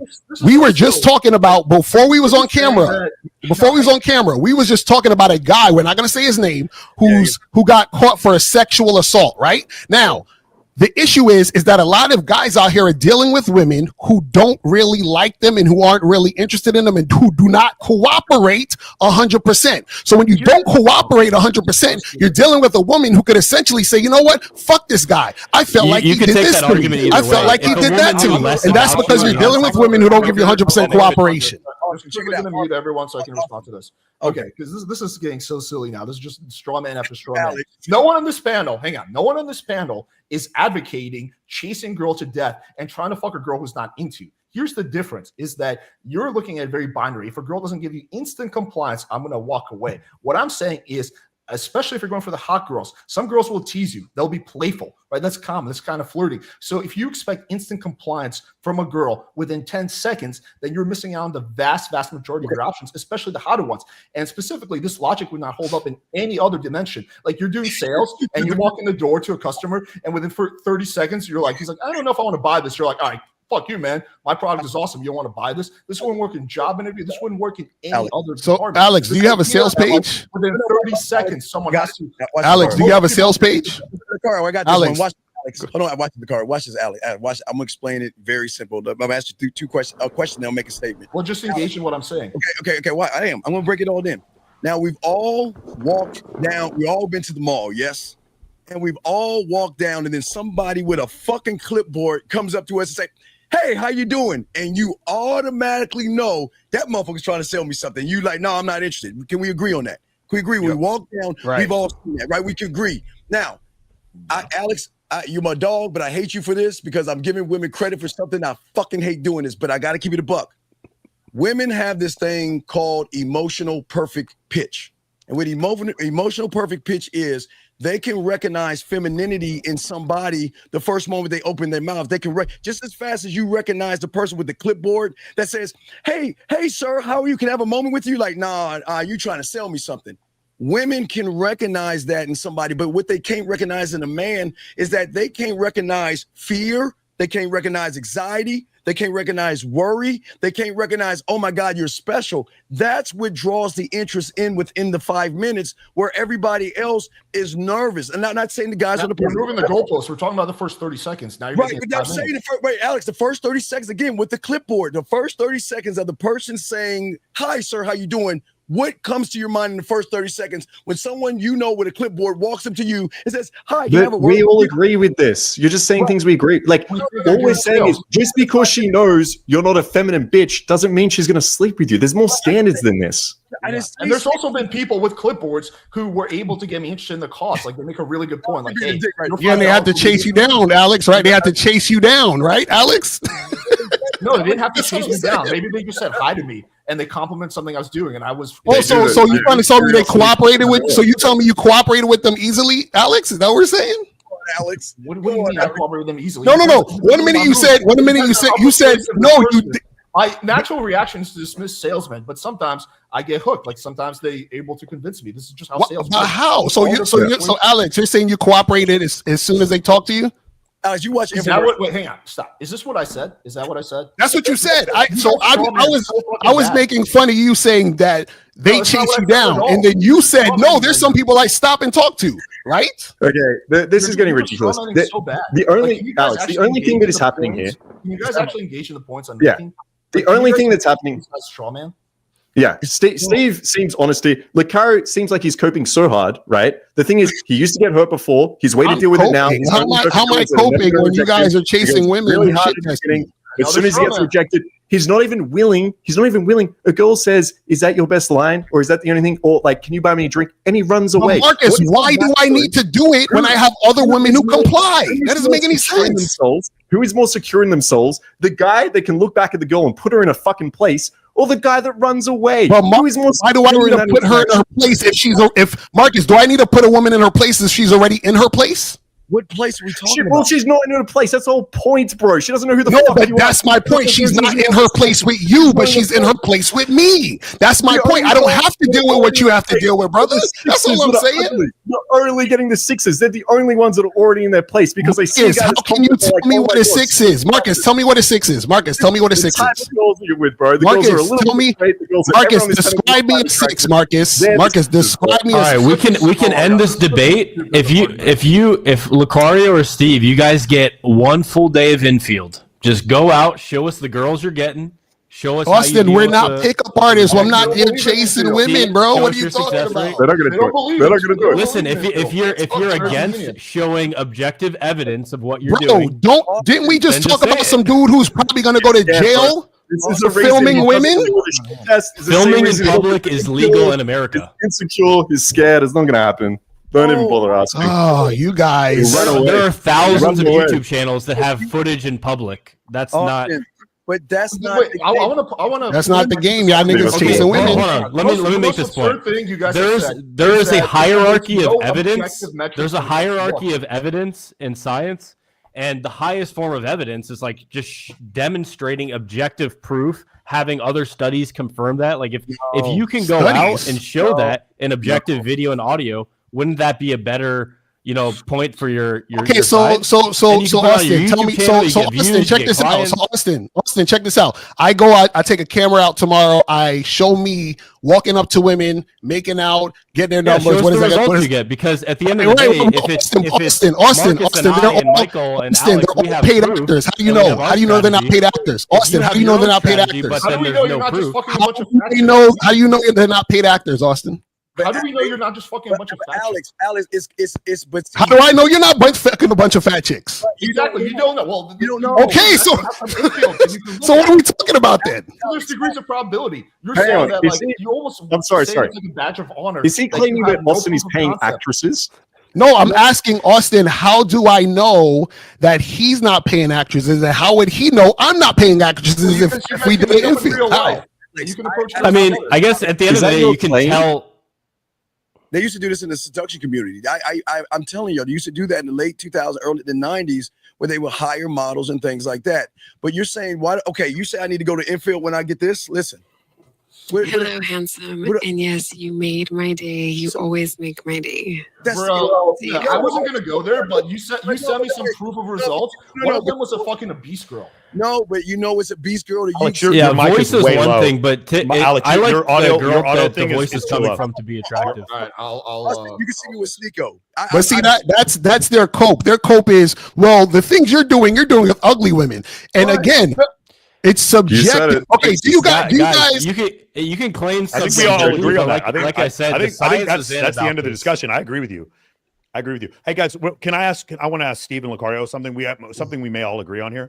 What if you're a guy and let's just say you're a guy and let's say I like dubstep, I like trap music, I like hip hop. I throw a party, right? I have a mansion. I throw a party with my friends. I throw a party, and at the party, women see me as higher status, and then they become attracted to me, and I don't chase them. I don't even look at them, but they come and approach me. Is that what you guys would like? You think that like social circle or using social proof is that a type of game that you guys would do? Well, Michael. Okay, here's the thing. If you had a party and women were coming at you for now, the question is, Michael, are they there for the party or are they there for Michael? That's what I would ask. Well, the thing is, what if they come to the party and then they see Michael? So the exactly, thing is, everything is a function of perspective, right? Yes, so they see Locario from afar, they can't tell if they like him. They come up, notice, and then they hear him talk, and then what happens is what changes in their brain. Their neural pathways changes. So let's just say I host a charity. I host a charity for there's people that go to Michael's parties who probably don't even know him. Like there's girls that go that don't even know him. Often. Then they become attracted. They know who he is. So I just hosted a party. I host two toy drives every year. I hosted a toy drive. I'm on stage. I'm talking on stage, whatever. And then afterwards, the girls are like, "Hey, thank you for hosting this toy drive." And then one girl asked me out on a date. In that case, is that something you would do? Show high levels of social status to have women chase you. You're not playing into their frame. And some of these girls may have been maybe girls, but they see something that you've done or that makes them attracted to you. Well, go ahead, Steve. I'll go after you. What I'm saying is I teach these young men not to stand on actually social proof. but to stand on who they are. I want her to be impressed with me, not with what I have. If I have the mansion, right, and I have these things, how do I know that she's actually interested in me or what I have? Not to say that she's not to say that they're not with you, Michael. I'm just saying that No, I accept that. What I'm saying is, let's just say Locario, let's just say all of a sudden, you hit it big, you get 2 million subs on YouTube, and now women want to have sex with you. Like, they'll see you out in the street, you're out, like, just say you're at a club in Manhattan, girl comes up to you, goes, "Oh, I've seen your ads. Oh, I hate that stuff that you post," but you can tell she's attracted to you. You'd still fuck, right? No, I'd have to give her a test to see if it's compliant. Okay. I think So basically, I don't. So for example, like when guys talk about choosing signals and a girl approaching you and a girl checking you out, I don't give a fuck about none of that shit. A woman has to do what I say first, or she don't exist to me. Okay. So even if she cares to me, it's like, Locario, oh my God, it's you. I don't give a shit, bitch. Go get me a water over there. Then once she gets me a water over there, then I'll take her seriously. Well, so the reason why I bring that up is because previously, hold on, Alex. The reason why I'm bringing this up is because previously you had guys that talked about Chris Brown and Drake. And in those situations, are those girls wanting to sleep with Chris Brown and Drake because of who they are as people, or because of the industrial complex, the musical industrial complex has created them into superstars that aren't even real? You understand? Right. No, I agree with you on that. What I'm saying is, I'm talking about the desire. I'm talking about the desire that a woman has to basically pay Chris Brown $1,000 to take a picture with him. What I'm saying is, I only deal with women who up front show me that level of desire. If she's not doing that, I don't fuck with her.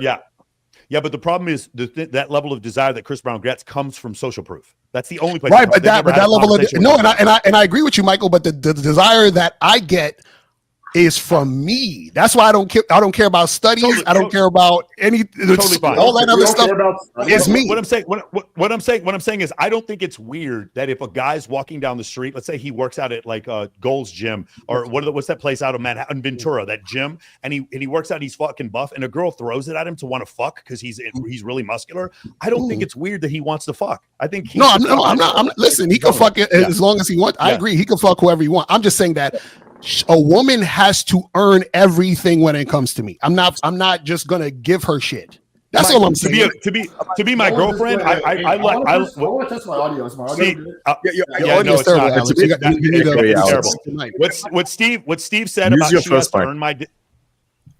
What Steve said about she has to earn. What Steve said about she has to earn my dick, I completely agree with that. Totally. To be my girlfriend and to get investment from me, I totally understand. But to sleep with me, if a girl likes me because of my social proof, I don't have a problem with that. Okay, I'll just talk on this. So let's think about someone like a Chris Brown that has social proof, right? But is a fucking Travis Hunter. Travis Hunter has nothing but social proof, right? Travis Hunter won the fucking Heisman. That bitch did not respect that motherfucker to a point where Deion Sanders had to lift that bitch up to make her clap. But we're all in agreement in that. That's crazy. You know what I'm saying, Michael? So what I'm saying is that money and status doesn't make you a man. That's all I'm saying. No one's saying that. Got it. Michael's making the point that having social proof is going to increase your attraction in the girl. But is she attracted to Travis Hunter? No, she is what I'm saying. Yeah, you're talking about the exception to the rule. But that is the rule. If a woman doesn't like you, she's gonna use you for all the other bullshit you got. Do you think that being famous gives you an advantage with women? No, what I'm saying is, just answer the question. Do you think being famous gives you an advantage with women? No. So you don't. So you think that we take Tom Brady? When you guys walk to a bar and you both approach 10 girls, you think you're going to have a similar success rate? Tom Brady, whose wife cheated on him with the I'm not talking about his wife. You think fame really? So wait, Alex, what's the advantage? Let's talk about what the advantage is. What's the advantage? Because women see him as more attractive because he has massive level of status. No. I'm asking Alex. I'm asking a question. I'm asking, what is the advantage? Getting sex, getting women to like follow your lead. What is the advantage we're talking about? Both for initially, she's more likely to follow your lead initially. Also, broadcasting strategy for attraction. You can reach millions of women. Faster. Obviously, that if you act like a total bitch over time, that advantage will go away. But initially, you have a massive advantage being famous. Do you disagree with this premise? But that's what I'm saying. You have an advantage of women knowing who you are. You have an advantage of women checking you out and looking and saying, "Oh, he's that famous guy." What I'm saying is the woman still don't fucking respect you. The woman will still play games with you. The woman will still disrespect you and basically being like Travis Hunter, talking about you ain't really my type and kicking him on. That's what I'm saying. Locario. Let's say you become famous. Let's say I give you 20 million subscribers. You become super famous. Do you think that you're going to have better results with women, or no? They're going to stay exactly the same. They're going to say the same because I got games. So it doesn't matter if I got 20 million subscribers or But I think, hold on, Locario, you would have more though. Locario. Hold on. The thing is, Locario, I do think you'd have more because you'd be able to scale whatever whatever energy, whatever masculine energy you're broadcasting, you'd be able to scale it to more women. But the thing right, I would have more women I would tell no. I'd have more women to tell no. That's what I would have. I still think you'd sleep. I still think, Locario, I still think you'd sleep with more women. I'm complimenting you. I still think you would sleep with more women if you had 20 million subs. I believe you would. I believe you would. Yeah, and so there will be more women who cooperate and more women I got to tell no. That's but that's what scalability means. Like that's what makes it scalable. And so my next this all makes sense. Oh, sorry. Okay, my other thing is this for you guys. I'm just curious about this. Yes.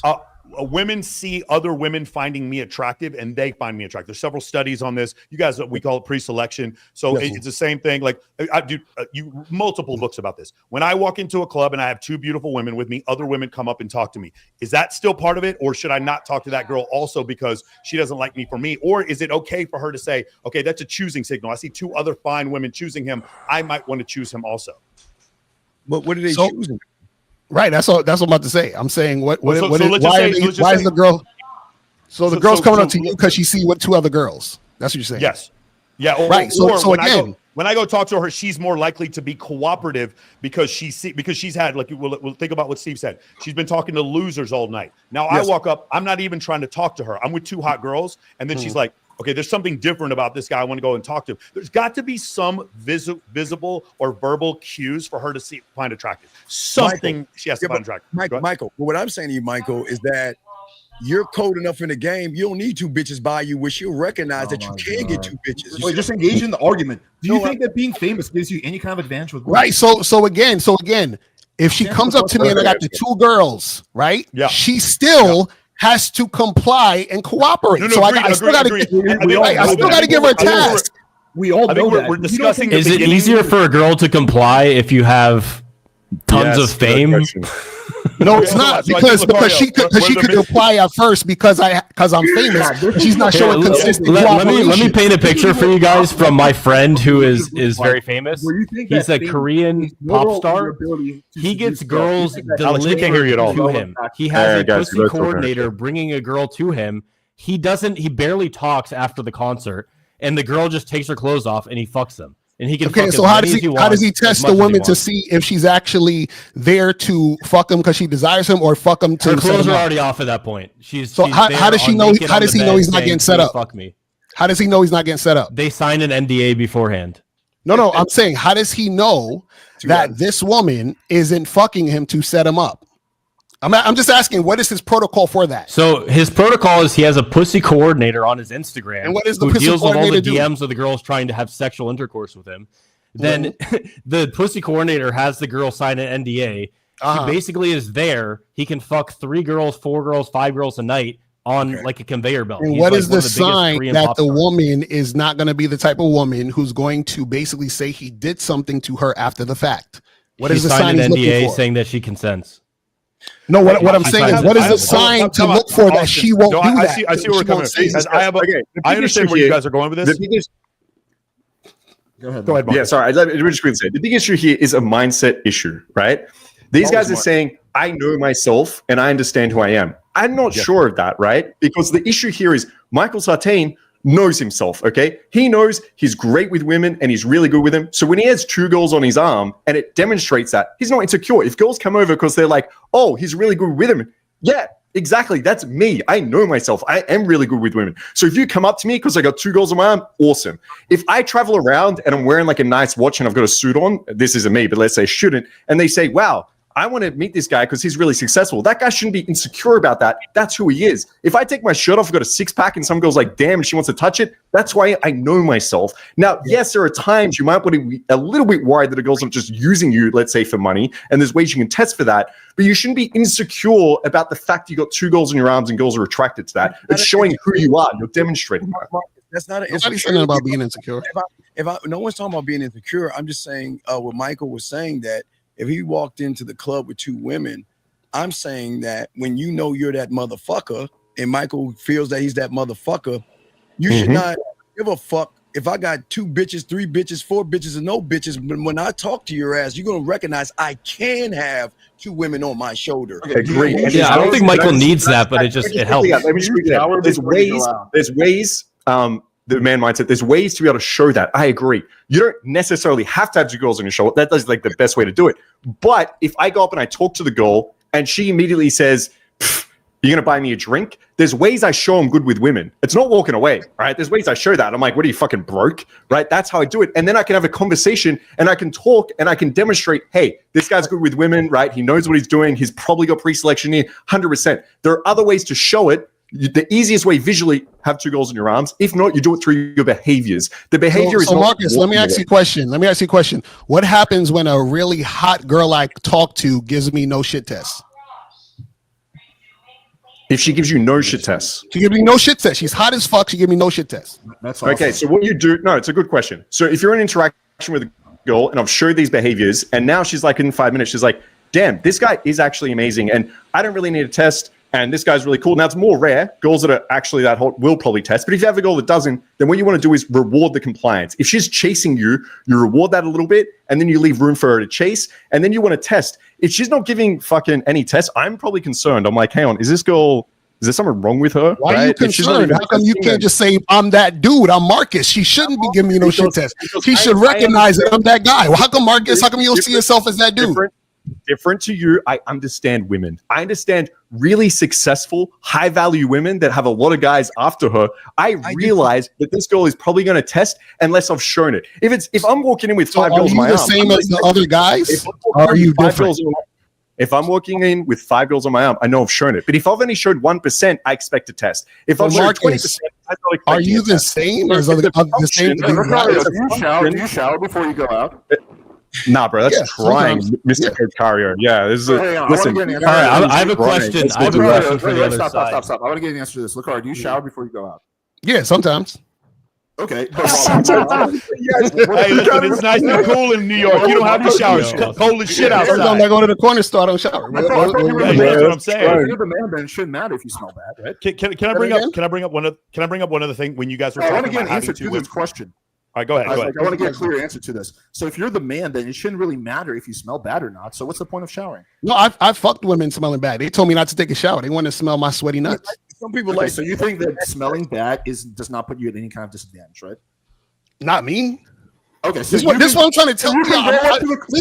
Listen. I understand, but you guys got to understand that we're living in Mr. Locario, I'm not going to have you check my flight, my airplane before it takes off to make sure that it's optimized for takeoff and landing, because there are things that you can do. You wear nice clothes. Okay, I see his point, but I'm going to add nuance to it because there's another level.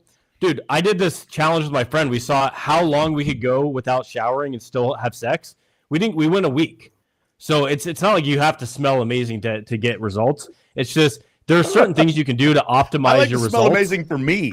I like the way I exactly. Well, that's what I'm saying. I agree with you, Mike. To set yourself up for success, you're going to do the basics, right? I'm not even going to do that. It's good to smell. No, I was in the military for 7 years, smelling like swamp ass. I don't want to do that. Okay, I have a question.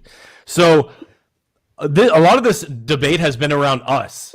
Everyone on this panel has gotten laid with more girls than we should probably in our entire lifetimes. It doesn't make any sense how many girls we slept with. However, there's a lot of people out there that they don't get any yes girls. They don't get any girls that are just like, oh my God, this guy's the shit. Yes. Like, what do you tell the guy he's 4'11", he's got like some deformity. He's, whatever, it doesn't need to be that extreme, but most guys are, half of guys are below average in looks, and what women perceive It's Looks. like 80% of guys they perceive as below average or something ridiculous. Being man So on what do the you same tell those stage. guys that they've done all the looks maxing they can, but they're still not getting girls going, oh my God, wow, so Because attractive. Austin, because they're still ugly on the inside, brother. It doesn't matter. Exactly. Okay, let's say they have really good inner game. Let's say that they've gone to all the meditation retreats, they've done the shamanic de-armoring, they've gone to Tony Robbins, they got their mind right, they believe in themselves, they love themselves. Then they would get women. Still go out, and girls are not responding to them, going, Austin, "Oh my that's God, an oxymoron. I have primal That's lust in you oxymoron. It's right not gonna now. happen. I need to rip your clothes off in the first 5 minutes." Austin, that's not. What do how you it tell those works. guys? Austin, Which is the vast majority of men on planet Earth. Scam that people do, not you guys. I'm saying people will do that to make them think that if you do this, you're going to get that, and it doesn't work that way. What these young men have to understand, overstand that at the end of the day, they don't understand themselves to realize that they are the only. I would tell them always, you're the only one of your kind based off your fingerprint. So why not learn your language? Stop trying to learn the language of another man, because that's what's fucking you up. You need to understand who you are and stand on who you believe in. And then guess what? And I've always told them, when all of our parents got together, right? And this is the truth for all of us, we all got to the egg. So we're the winner, right? We all fucking winners based off of that analogy right there. So what I'm saying is there's some point in your life where you stop believing in yourself and you start taking things and label them and creating limiting beliefs for yourself. And then the man that has I agree with everything you're saying, but my perspective is that success in dating is half the inner side of it, which is how you relate to yourself, your authenticity, the things that you guys are talking about. Authenticity, being congruent, not all the things that make a man like a man, like the inner side of that. But I think that there's another aspect of it, which is the outer side of it too. Fashion. But the outer is the reflection of the inner. Skill, right? Verbal skill. Austin, it's the reflection of the inner, bro. That's what we're saying. The outer is a reflection. But the of the thing inner. is, your inner is not everything. Like I could have an insane inner game, believe in myself. No, your inner is everything. Create an AI product? Probably not. I don't have the skill for that. Right? No, do you know what? If you wanted to create an AI product, wouldn't you learn how to create that? I'm going to do a better analogy. Let's just talk about dating. So I could have a great belief in myself, but if I have zero practice talking to girls, that anxiety is going to come in there. But Austin, if you had a great belief in yourself, you would go out and practice. That's what I'm saying. Like it goes hand in hand. You're not going to be the same guy that says, "Man, I believe I could do these things. I desire to do these things. I want to do these things," and then you're not doing these things. So then, if you're not doing the things, you don't want to do them. You see what I'm saying? But those aren't the inner things. That's the outer game of you trying. Right, but you trying comes from how do you try to do something without it first being inside you? Yeah, it's got to be inside you. So there's that. You bring up a good point. There's multiple ways to try things. One people say is, focus on the inner. Like Tony Robbins' belief can happen in an instant, change can happen in an instant, which I do believe. I think it's kind of a process of outer and inner. You go out, you try things, you're implementing the seduction skill, you're seeing what works, what doesn't work, and then you come back and you work on like what you guys are talking about, your beliefs at home. So this girl rejected me. Am I going to say that that's because I'm a piece of shit? No, I'm going to use it to say some women they don't like me. It's fine. And that's okay. I don't believe or what's something I could have done better in my approach? What's something I could have done better? Wait, real quick. I'm going to take a break and to assess my audio because it's getting frustrating because I have so many people. So I think it's constant oscillating back and forth. Stop. How's my audio? Alex, you're good. Alex, you're good. Your audio sounds good now. You're good, brother. There we go, Alex.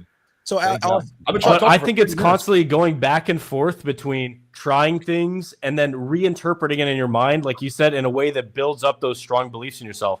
I'm the shit. I'm awesome. I love myself. Women don't determine my value. Blah blah blah. All that stuff is great, but I think it's both. But if women don't determine your value, what is the rejection? Because isn't a woman allowed to say no? I have a boyfriend, or I'm not interested. So all you can do as a man is present yourself. What the fuck happens after that is none of your damn business. It shouldn't matter. No, you can calibrate. It is part of your damn business. You can. Like, if the girl has a concern, for example, and she says, "I think you're a player," or some shit, you can persuade. You can do that. It's not just about showing me and then let's see what happens. There's another person in front of you. There's other variables. That's like playing a fucking basketball game and be like, I don't care about anyone else. I don't care about my opponent. You're going to have to react to them. There is going to be a back and forth, 100%. The issue here is a mindset problem, but you have the problem, right? So Marcus, you guys are going to get a rejection, and that's what the problem is. So if she says you're a player, hold on, Marcus, if she says you're a player, how do you know if she's, how do you know she's saying that to you because she actually thinks you're a player, or she's saying that because she wants to siphon more attention from you? Exactly. siphon more attention from you? Yeah, she wants more attention. And assume every girl is So wait, hold on. This is what I'm saying. How do you know this woman isn't an attention whore trying to get more attention from you by telling you you're a player? I don't know. You got to prove yourself. You can do compliance you're not just tests. playing. It's not one or the other. All right. Yeah, you can check Listen, compliance. I'm gonna answer your question, then we'll let Alex speak. But I understand women. That's why. So if I see that she's just trying to siphon attention, then I use that to my advantage. I pull back a little bit and let her chase for that fucking attention. And now we create a dynamic that she's really invested. She doesn't see me, the guy that's going to give it to her, and she becomes attracted. Then she falls in line. Well, She becomes Marcus, what if she compliant. never That's becomes how- attracted because she never liked you in the first place, Marcus? What if she never becomes attracted? She's not attracted to you at all, and she's just playing with you. You go out, you talk to a girl. Locario, you have right? no idea what you're And talking how do about. stop, You have no idea. You go out and you talk to a girl, and how do you know for a fact that girl, even though she seems she's acting like you're the man, is not just pretending? Consistent cooperation. It's that simple. Okay, so can I bring up one other Consistent Alex, cooperation. Okay, so Alex, how do you know she's not pretending? Look, How do you know the she's sixes. Can I bring up one other That's idea? you guys date sixes, bro. I'm gonna get an answer to this question. Locario, How do you know you that could she's shut us not up right doing a now. really Just good show job some acting? photos with the girls. But No, Oh my God, y'all niggas. Before we go there, Sorry, well, I'm trying. You may speak Alex, louder. I'm legitimate. My audio I'm shit literally. again. I'm not trying to. My audio is- Guys, listen. I'm not trying to debate. I'm trying to understand like one of these other ideas. So Jack, one of can you the hear my issues audio? is, yeah, okay, Locario, Steve. One of the things is about 5.9% of the population suffers from borderline personality disorder. I don't know if you guys know what that is. It's like a lot of times girls will have these extreme manic episodes, and it can develop later in life. Schizophrenia often can develop in late 20s, early 30s. You can have a situation with about 4.5% of the population are sociopaths, and something like, I want to say 3% of the population are NPD. And I'm just curious, like, you can still have a situation where you have a girl who shows you ultimate cooperation, but then can still flip on you, because a lot of these mental disorders, especially with BPD, are more prevalent in females than they are in males. And what I'm saying is, like, you can still get hemmed up with a grape charge, even though you see what happened. You see what happened with the make-believe shit with, Amber Heard was crazy. Fucking, what's her face? Lauren Lindsay Hill, and the situation that happened with, I can't remember the third one. Jonah Hill. Yeah. Well, check it out, Michael. Great question. So let's look at the building of Michael. You're the CEO. You're the CFO. You're the fucking owner of that building. If that fucking woman is flipping out on you, we give it a, hey, you're gonna get that warning shot. If you continue this behavior, I'm letting your ass go. Do you understand? That's right. Okay. If she flips out again, she's gone. It's that simple. I think we all agree on that. The problem is, like, I just don't know that ultimate cooperation in the beginning always mean people just change. There's studies that show that and Michael, I agree with you. Yes. I agree with you. They do change. So when they change, I get rid of them. So that's why I keep saying consistent cooperation. That's why I tell guys, do not make a woman your girl until she's been vetted for at least a year. So there needs to be consistent cooperation. Locario, hang on. How do you know that the girl, you said constant cooperation? How do you know that she's not just pretending? How do you know for a fact? Because you can't pretend for too long. So what happens is, this is why I say consistent cooperation. Yeah, but I'm not talking about too long. Let's say like this girl is actually trying to get you to catch a case. Like, she's trying to set you up. You pull her that night, you have sex with her. How do you know that? She's been cooperative, but how do you know? Right, because the things that I do, right? I tell her to do certain things that are usually out of her way. So for example, let's say if I'm on a dating app with a girl and I say, hey, meet me here. The place I'm telling her to meet me is an hour and a half away. You understand what I'm saying? When I'm in a situation, right, I'm interacting with her and I'm flirting with her in a way where she would actually have to cooperate consistently in that moment to show that she's actually interested in me. So a girl who's not interested in me isn't going to go the lengths that I tell her to go. That's what I'm trying to say. So I test the woman. I don't let women test me. I test the women. Let's say she's just trying to set you up. So she's watched your YouTube videos. She knows who you are. She's watched all your YouTube videos. She knows how you operate. So she's like, I'm going to give him compliance so that after he fucks me, I can set him up. How do you know that's not happening? But Alex, I understand Alex, you bring that up. It's cool. But Alex, this is why we try to tell these young men that don't give your dick away to every bitch until she's proven. And I'm not, again, like I say, Alex, a woman can flip on you. That's the truth. We don't know. And you know what? Women will flip. I'll use Mike. You don't know for sure. No, I'm gonna use Michael. Use Michael. Michael has these women. One of those bitches one day is gonna be like, Michael, why aren't you spending time with me? Why are you spending time with her? Michael, I don't like that. Why are you treating me this way? So guess what? She's gonna start to show you light behaviors of some shit that's about to go down, where Michael's gonna start to recognize, you know what?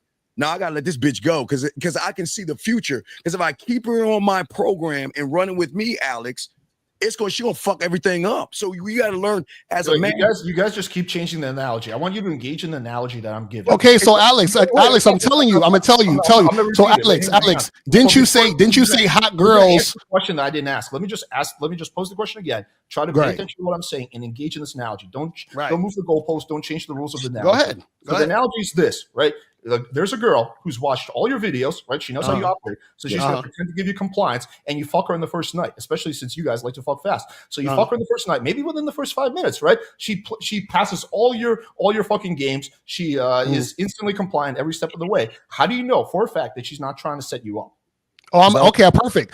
So I'm gonna go with what Alex taught me. Alex taught me that hot chicks are harder to get. So no, I'm answering the question. Check this out. No, I'm answering the question, Alex. Check this out. Remember, hot chicks are harder to get. So if I get a woman to comply and she's this hot girl, she must really like me to be complying without any shit test, correct? So now when I tell, just answer the question. That's the question. I'm answering the question, Alex. Remember, I'm answering the question. You're going on a monologue about something. Alex, I'm answering the question. Let me answer the question. I'm telling you, I'm answering the question. Answer the question. Don't change the analogy. Don't go on a straw man. Alex, I'm trying to answer the question. It's what I'm saying is answer the question. Go ahead. Okay, Alex. What I'm saying is so when I match with the girl on Tinder, right? I tell this woman to meet me at the bar, right? She's giving me no shit test and she's hot as fuck. So what does that tell us? That tells us she must be really into me because hot women don't just come through. They got to give you a bunch of shit tests right now. I'm answering the question, Alex. I'm answering the question now. Now, hold on. Now she comes through. Alex, now she comes through. You understand what I'm saying? We're at the bar, right? I'm buying each of us a drink. We're talking, we're having a good conversation, we're flirting, she's showing me interest, we're making out. You understand what I'm saying? She's touching my dick, right? She's doing all of these things, right? Now, what happens is that when she's coming over to the crib, right? We do our thing and we make the thing happen. Now, once she leaves, I tell her, hey, send me a text and let me know you got home safe. You understand what I'm saying? She sends me the text. We make that happen. Right now. You didn't answer the question. I'm telling you how. Alex, you're giving me your strategy for minimizing risk, but how do you know for a fact, 100%? Or 99.9%. Because I only deal with women who cooperate consistently. That's the answer. Yeah, maybe she's seen your videos and she's pretending. How do you know that's not happening? Alex, for me, again, with all due respect. No, hang on. Wait, I don't care about you. I want Locario to answer this question. Bro, I told you the answer. You didn't consistent cooperation. So Alex. She's not just acting.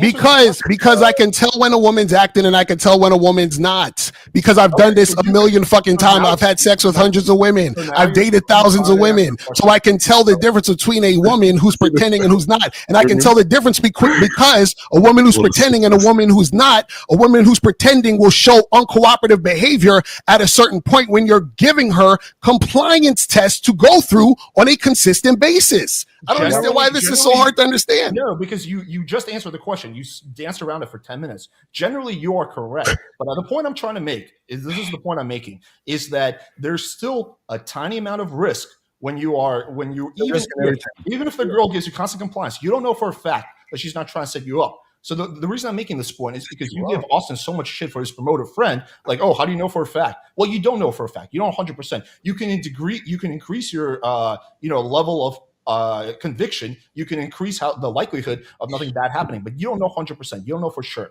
Nothing's 100%, sir. Right. So Alex, so you're throwing on the 0.000000001 point chance that this girl is just gonna somehow be like, he fucking did this to me. No one's saying you should do that. But maybe then you shouldn't criticize Austin's friend for also having very low risk. Criticizing his friend because he doesn't realize the women who fuck him don't like him. They like the fact he's famous. That's why they're fucking him. How do you know that? Do you know this guy personally? Because they don't know him. They know he's famous. That's it. That's the type of guy he is. He's a famous motherfucker. So they're fucking him. What are you talking about? Yeah, no, you fucked me. You fucked me. I think you guys actually, you guys, we can see that point. Hold on, stop. I can see that point. Women often fuck me because they don't even. I agree. I totally agree with you. Yeah, I've got other girls. Boys, I got to go. Thank you so much. Mr. Locario, good luck with the inner mindset. Okay, let's try understand that it's okay. This nigga he know how to pronounce my name.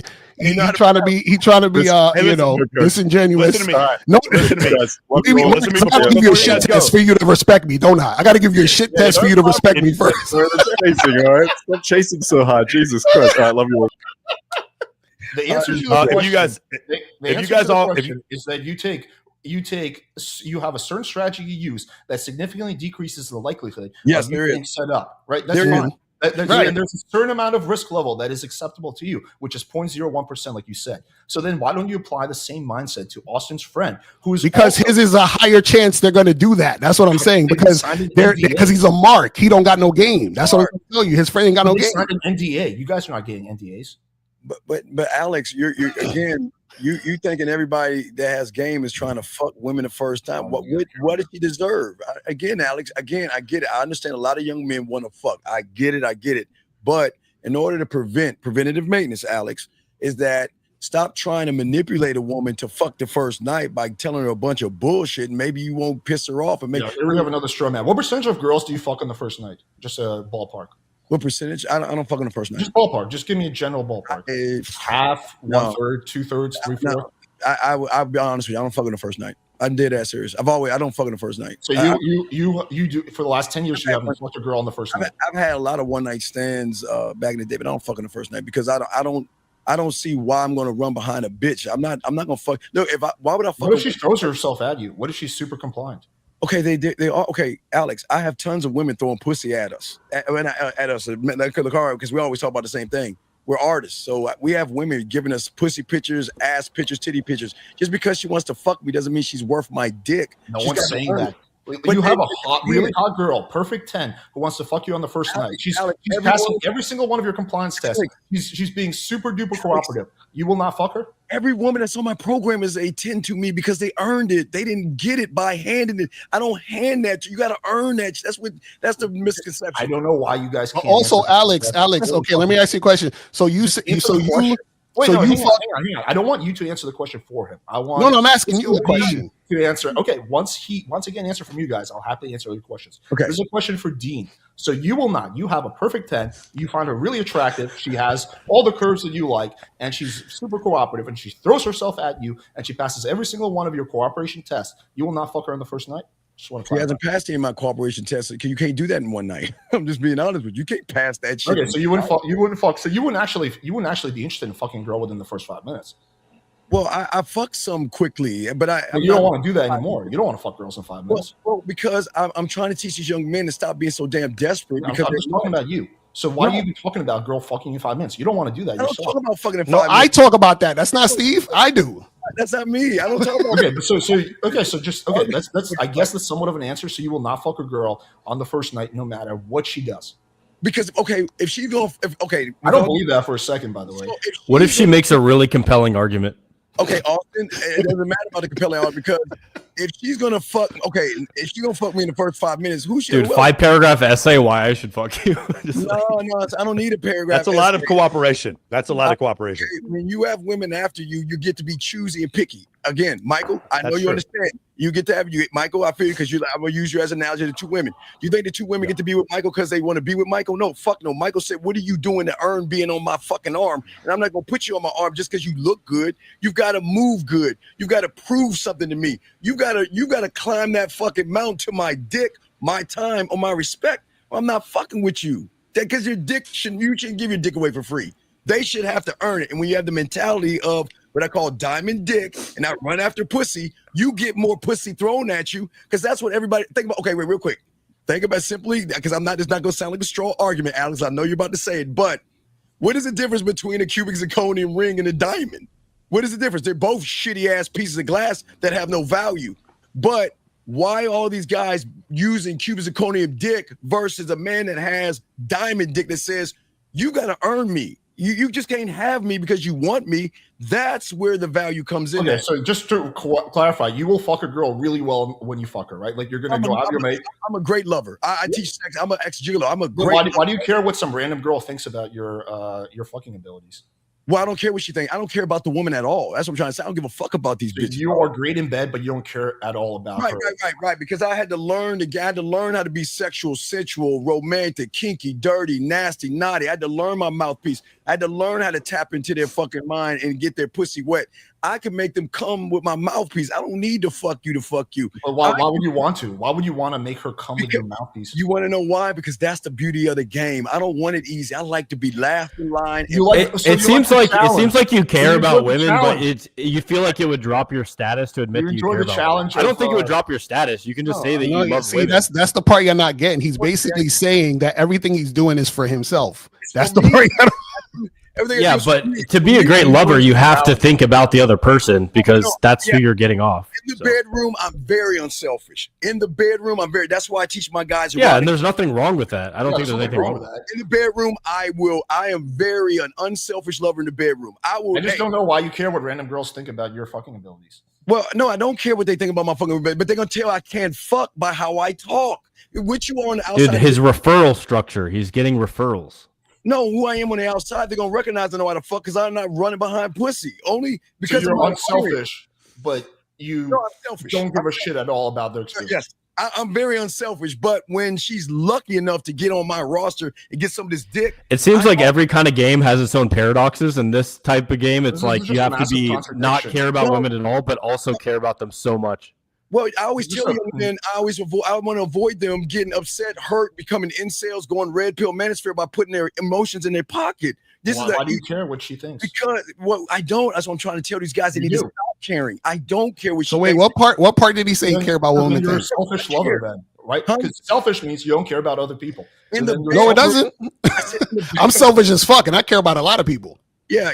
No. So hang on. So you can care about the girl that you're fucking, but at the same time care about her enjoyment, but at the same time be ultra selfish?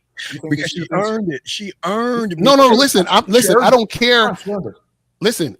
I don't care about how she's feeling, but I know she's going to be feeling because she's fucking me. Does that make sense? You only care about yourself. You only care about your own.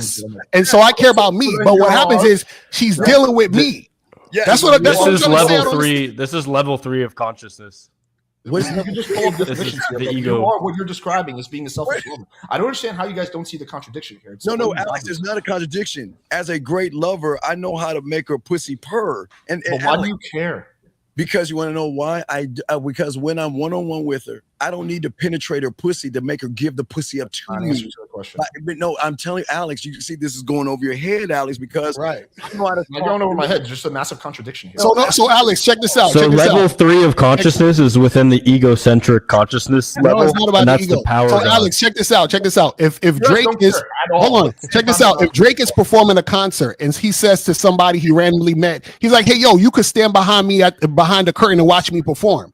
He don't give a fuck about if they enjoying themselves or not. But the thing is, most likely that person's going to enjoy themselves because they like watching Drake. So he's not doing it for them. He's being selfish by being on the stage, performing how he performs, and the person gets to experience Drake by being in that position. So then you are selfish in bed. Right? Yes, I agree. That's what I said. I'm selfish. What I'm saying is the woman is going to experience a certain experience fucking with me. That's what I'm trying to say. Okay, so you are selfish. So why is Dean not selfish? What is different between you two? As an ex-gigolo, what I learned is that it's not women don't hire you because of fucking. They hire you because of the connections. See, you're asking a question, but you can't accept the answer. I'm just being dead ass. You guys don't like to answer questions. I'm a great lover, dog, and that's the bottom line. I'm a great. You're selfish, right? In bed. Yes, fucking right. You got to earn my dick. Okay, so because before 5 minutes ago you said you're not selfish. No. He said that. See, you're not listening. He said he's selfish, right? Because he doesn't give a fuck about what the woman is doing, but because he is him and he knows how to do what he does, she gets to experience that thing. Her experiencing that thing, he don't give a shit about her experiencing it. She just experiences as a result of her fucking with him. That's fine. You can play this back. 3 minutes ago, you said he's not a selfish lover. She got to find Frodo. She's got to find Frodo and Bilbo Baggins and go. I think for the chat, I think you guys heard it here. So he went from being a selfish, not selfish lover to a selfish lover. I'm not going to back from that. I'm telling you, I'm the villain. I'm very fucking selfish. Me, I, right? Okay, you just said you're not selfish. But I'm unselfish in the bedroom, sir. I'm telling you, I am. You just said you were selfish in the bedroom. How many times is your position going to change in 1 minute? No. You said. Hang on. Just play this back. I promise you. You said that I'm selfish. I'm selfish as well. Not in the bedroom. And not in the bedroom. In the bedroom, I'm a great. To be a great lover, you have to be unselfish. I don't even come sometimes, but she don't even deserve me nothing. So why the fuck? So you care about her enjoyment, right? Because I'm giving her an experience to make her come back. I'm not asking you why. I'm just asking for clarification. You care about her. You care about her sexual experience, right? Correct? Yes or no? For retention. Retention. Don't give me a why. Just answer yes or no to that. In the bedroom, yes. You care about her enjoyment. Yes, in the bedroom. So then, okay. So you care about her enjoyment. So why do you care? Here's the follow-up question. Okay. Why do you care what a random girl, what kind of enjoyment she has fucking you? Why do you care? Why does it matter? First off, she's not a random girl. Why are you falling into her frame? Why do you talk about random girls and there's no such thing as a frame? A frame is something you put on the wall. Stop that, Alex. Anyway, at the end of the day, Alex, you're trying to move the goal. I'm telling you. If you need it is very important. You got to teach these young men how to fuck, because their fuck game is why women recognize they don't want to fuck with them, because a woman can recognize a man that can fuck by how he feels about himself. And these young men don't know how to fuck. They don't know how to talk to women. They don't know how to seduce them. They don't know how to do anything. So do you think a woman is going to really fuck with somebody that cannot turn her pussy on here? Think about that, Alex. Here. You're not asking an insightful question like I think you think you're doing. I did really like that rant. That is so true. Women can tell so much about you by how you fuck. It is so true, though. Thank you. But it's kind of simpy to care about a girl's. Oh my God, how is it simpy being a good lover? If you're a good lover, I don't think it's simpy either. This is the position of your buddy Locario. No, what's my position? What? Say it again. You don't care about. We fell asleep. Sorry. Sexually. You don't give a shit at all, right? No. I don't give a shit about women I don't care about. So my girl, right? I care about her. A random chick I met last Tuesday, I don't give a fuck about being some great lover to that chick. I don't give a fuck about her. You care about certain girls. They're enjoyable. Yeah, she got to earn me caring. Like she has to work to get me to care. I don't give a shit about you if I just met you 2 weeks ago. You haven't done anything. You just came into this situation. So you're not worth me caring. Yes. We've heard this rant 5 times. You can't have me, Alex. Not you, Alex. No Diddy. I'm just saying she can't have me, Alex, because she hasn't earned me. She hasn't. Yes, I've heard you guys say that many times. Just because she looks good doesn't mean it drives good. So she has got to prove to me that she's worth my time. I've said this 25 times. Because that's what the game is. But that's what street game is about, Alex, the real street game, not book smarts. I'm talking about pimps, players, max, ballers, and hustlers. That's the game on the street, not in a book. Not in a book, Alex. The game on the street, sir. That's all I can talk about. I can't talk about the book shit. I don't know the book shit. That's what I'm saying. This street concept is so silly. Like you're just talking about picking up girls in real life. He's saying it's silly, but the pickup guys got these shit from the street motherfuckers. What are we talking about? Who are the street motherfuckers? Huh? The pimps and the players, they got that from those guys. That right? Pickup was created by nerds who try to learn certain things to get women. What are we talking about? Did you also learn from a pimp? I don't. I will tell you a lot of stuff that I did. I learned everything from pimps. If you read like 4 or 5 of Iceberg Slim's books, like a lot of the stuff did come from there. Like I don't disagree with him about that. Yeah, I'm not trying to disparage pickup art. I'm just saying that it's the facts. You know what I'm saying? Like, yeah, for sure. That's not the facts. Like, if you're good with women, you're good with women. Like a lot of guys didn't learn anything and were good with women. You know, just being around. Nova learned his thing from pimps. Right, but No. Walking around Italy, 1600s. Yeah, I've met a guy in Miami. By the way, there actually, were a lot of recently. pimps in Italy in 1600. And- Prostitution was legal in the 1600s. Yeah, in they Italy. were pimps all. They were. I met this guy in think- you Miami think recently. that, He didn't know anything about pickup theory. He didn't know anything about pimp theory or like the Iceberg Slim stuff. He never read any of that. He literally just thought, if I approach a girl every day, I'll probably get good at it. And he got insanely good. And I started talking to this guy. He has the exact same concepts as we do in the seduction community. Just he had his own terms for it. Like it's like the same concepts, I think, are like kind of emergent phenomenon of the universe of like how men and women, interact. And that he had his own kind of like frameworks for everything. Right. I'm just saying that, okay, everything that you're saying, you do know it comes from the game. That's the game, the book. That's where the words that you're using comes from that book. But what I'm saying is because the history lesson, the terminology come from that book. What I'm saying to you is that person who created that book went on the street and got some information and then came back and created something for people who are book smart to understand the vernacular. What do you mean when you say he went on the street? What does that mean? Like you think He's saying it. He's saying it in terms of real life. He went out there and approached girls. Yes. We all agree on the concept of real life matters. Right, but no, what I'm saying is, okay, give you an example, because people are today, they're using like looks, or they talk about choosing signal. Give you an example. They're using a word like a choosing signal, right? But from the street, the choosing signal came from the pimp, where the whore, if we chose the pimp by giving him money, she chose the pimp. But someone took that word choosing and then made it to what they thought or want to share with somebody what choosing is under their terms, but not the terms of the street. Women, the pimp has the woman, the bitch choose. Not me. I'm a square. I'm a square. So I can't speak for pimps. Pimps Speaking is about that same thing. So when I think about like in Pimp, when he talks about his bottom bitch, he did have to convince her. It wasn't something that happened, like you said before. It wasn't something that happened immediately. He had was a Becky. Was it the one that he convinced that she had accidentally murdered someone? Do you remember what I'm talking about? It's near the end of the book. And in order to get her to stick around, he had to persuade her. And so what I'm saying is, like, I just don't think that the concept of persuasion is not masculine. I think because all of us here have YouTube channels. We all are in fact, we're having a debate right now to persuade. I don't think the concept of persuasion is not masculine. And so I think that's where we differ. I don't for one second think that what Locario or you say would not work on some women. Of course it would. I've gone direct with women before. I went to hedonism in Jamaica. All you do is go direct there. But what I'm saying is the concepts that we're talking about, I've slept with a lot of playmates, and I would not have slept with playmates had I only given them 5 minutes or 30 minutes. But I don't feel like I was going into the frame because it was my party, it was my event, it was my. You understand what I'm saying? I don't feel like I was in. And Michael, what happens when guys go super direct in those events? Yeah, you get kicked out. I mean, a Well, lot see, of guys would get kicked and out. that's the thing. And I agree with Michael. And that same thing when I used to model for Polo Jeans and I used to model for these companies. I was fucking with models that whole time, and I was going direct, and there was no resistance, and they would just fuck me because they were attracted to me. You know what I'm saying? Like, listen, I agree with Michael on But persuasion. I'm not a model. Right. I agree with you on persuasion. It's just what we're saying is fuck persuading that bitch. Persuaders. See, one has to persuade themselves to realize there's no thing as fear. They've got to persuade themselves. There's no all that anxiety and all that stuff they have here.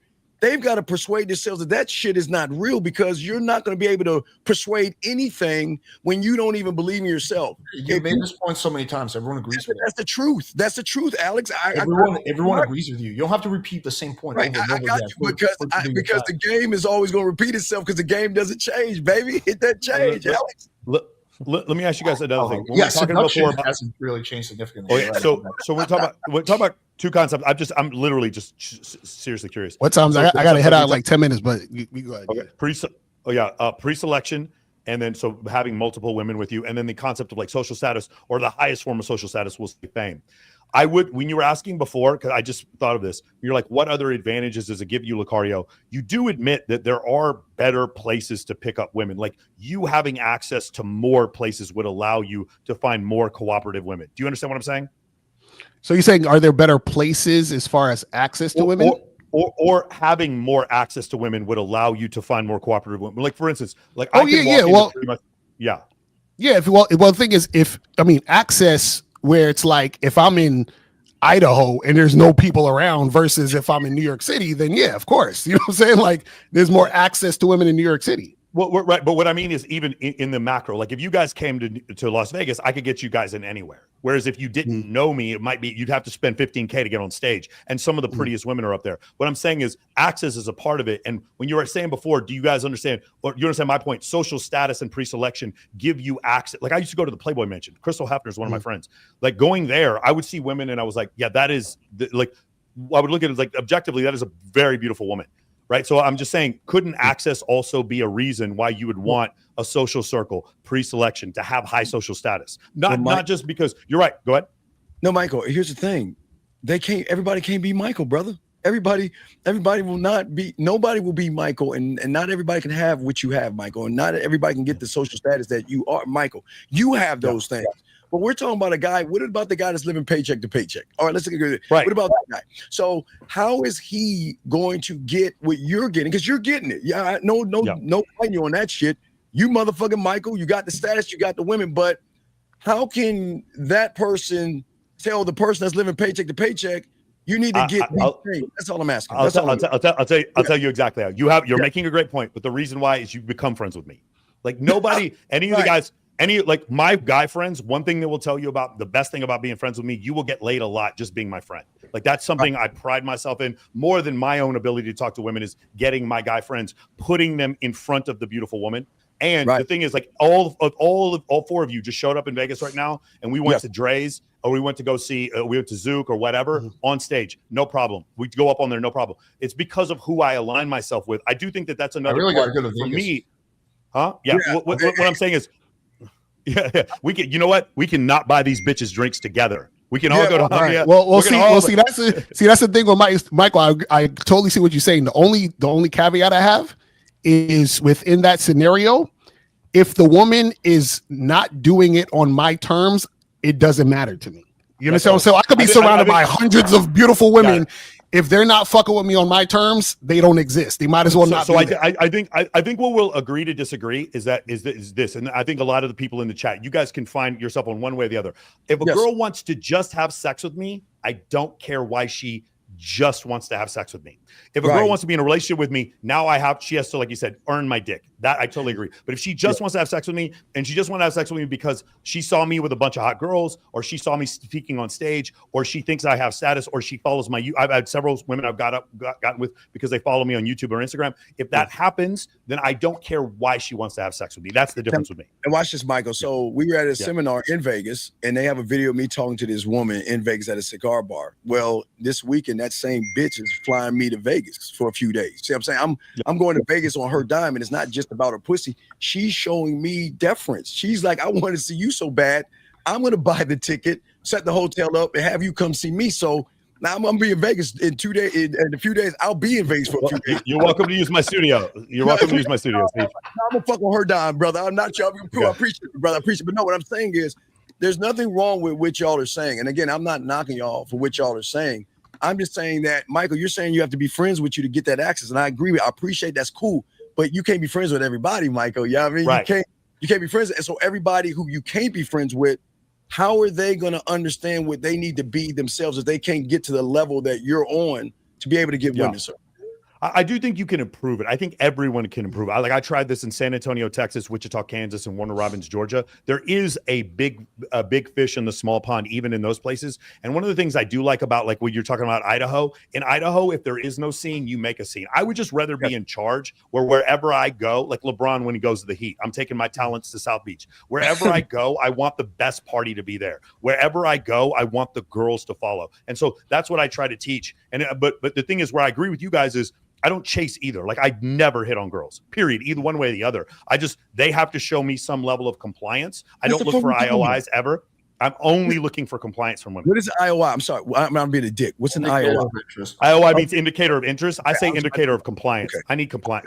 For me, this is the way, maybe you guys will like this. For me, compliance is below the belly button. Attention is above the belly button. If she sends me nudes, that's her thumbs. That's above the belly button. If she comes over nude, that's below the belly button. That means she moved her ass over to my house. Then my brother, then she's doing what we're talking about. She's cooperating with you, dog. Yes, right. For sure.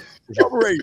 Yeah. You see Alex, she's cooperating with Michael, and that's why Michael's. We all like cooperation. Here's the difference that I don't know if you guys are seeing or not. The difference is in the mindset and approach is that, like, if you approach a girl and she's very attractive and she's not giving you 100% cooperation within the first 30 seconds, it seems like you guys will just bounce. Versus I'm gonna bounce. I'm gone. Versus me and Austen, if we're getting like 80% cooperation, but the girls may be teasing or being playful, we'll just probably hang in there for another 5 minutes and see if we can basically, if she changes her mind and she starts becoming cooperation. But what's so special about this woman? Operate under the assumption that because we are attractive in and outside, that by talking to a girl and interacting with her over time, she will become attracted more and more. Alex, if you're an attractive guy, you're saying I'm the shit, I'm the opportunity.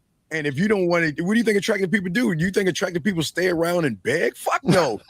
See, this is why it's so frustrating, because you guys just straw man nonstop. No one's talking about begging. What I'm saying is, what's so special about that girl when you could just go find another girl who's just as hot as her or hotter, who's going to cooperate? Well, let's see.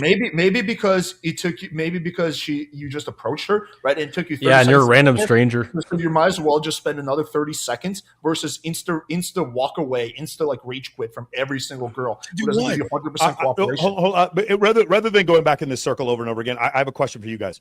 Yes. I enjoy the game. Very much. I like going to very loud social situations and talking louder than the music. I like getting girls I'm not supposed to get to come home with me. I like going to parties I'm not supposed to get into. That's what I enjoy. Do you guys ever feel that way? Like you're taking the one you're not supposed to get? Do you understand what I'm saying? But what does that mean? You're not supposed to get her. What does that mean? Well, what I mean is not because of your attraction or her, but like society. She has a man. There's dudes trying to protect her. Dudes are haters. She's in the VIP. You're not supposed. There's a rope, security guards. You guys don't see. For me, I like beating Madden on all Madden. You guys don't like any difficulty when it comes to that. Do you understand what I'm asking? I don't want no difficulty. I want all 100% straight. Like see, this is the thing. The reason why I don't want any difficulty is because I don't give a shit enough about women like that for it to be difficult. Meaning, like, it's kind of like you go to McDonald's, you order number 2 with a large fries, right? If I went to McDonald's, you see what I'm saying? Like, I don't need them to ask me 10 questions before I can place an order. You paying money for a good or service compared to you going up to a random stranger. You think that's a good analogy right there? No, what I'm saying is that I'm only dealing with. Do you think that's a good analogy? No, I think it is a good analogy. What I'm saying is that I'm not going to be in a situation where I'm dealing with somebody, right, who is not showing cooperation, because it's a waste of my time. I don't like. Why would I want to do something difficult when I can do something that's easy? Let me just ask. Let me reframe this. Someone versus you going up to a stranger. Like, you think those are kind of on the same level? Say that again. Yeah. Wait, you could say someone behind the curtain and a stranger. Yeah, the bitch is the same. You want to know why? Okay, so you think it's the same level, paying money to a company, right, or paying money for a service. It's the same level of expected, let's just say involvement, or in terms of like the social levels. You think that's the same thing as a guy paying money for McDonald's? Like, this is really what you guys. No, Alex. I'm saying does McDonald's want your money or not? Yeah, of course. Okay, so if they want my money and I want the food, isn't that an equal exchange where we're aligned? They want your money more than you want their food, because you can. No. I want the food. They want the money. So it's an equal exchange, and we're aligned. So if I am interested in talking to her and she's interested in talking to me, we're both aligned. That's what I'm saying. But Alice, what I'm saying is, get back to what Michael was saying without a straw argument. I don't give a fuck, Michael, if she's behind that line, that veil of thing, because I know all these bitches have low self-esteem, low self-worth, and they broken as fuck. And the prettier she is, she probably ain't shit anyway. So, I see what you're saying, and I've seen that with when they're more attractive, or they have more plastic surgery, or try more. They may have lower. I guess what I'm asking is, have you guys ever been on like a sales call or something like that? It's just more satisfying when you get the guy that wasn't supposed, like, Locario, you were just going to agree to disagree here. I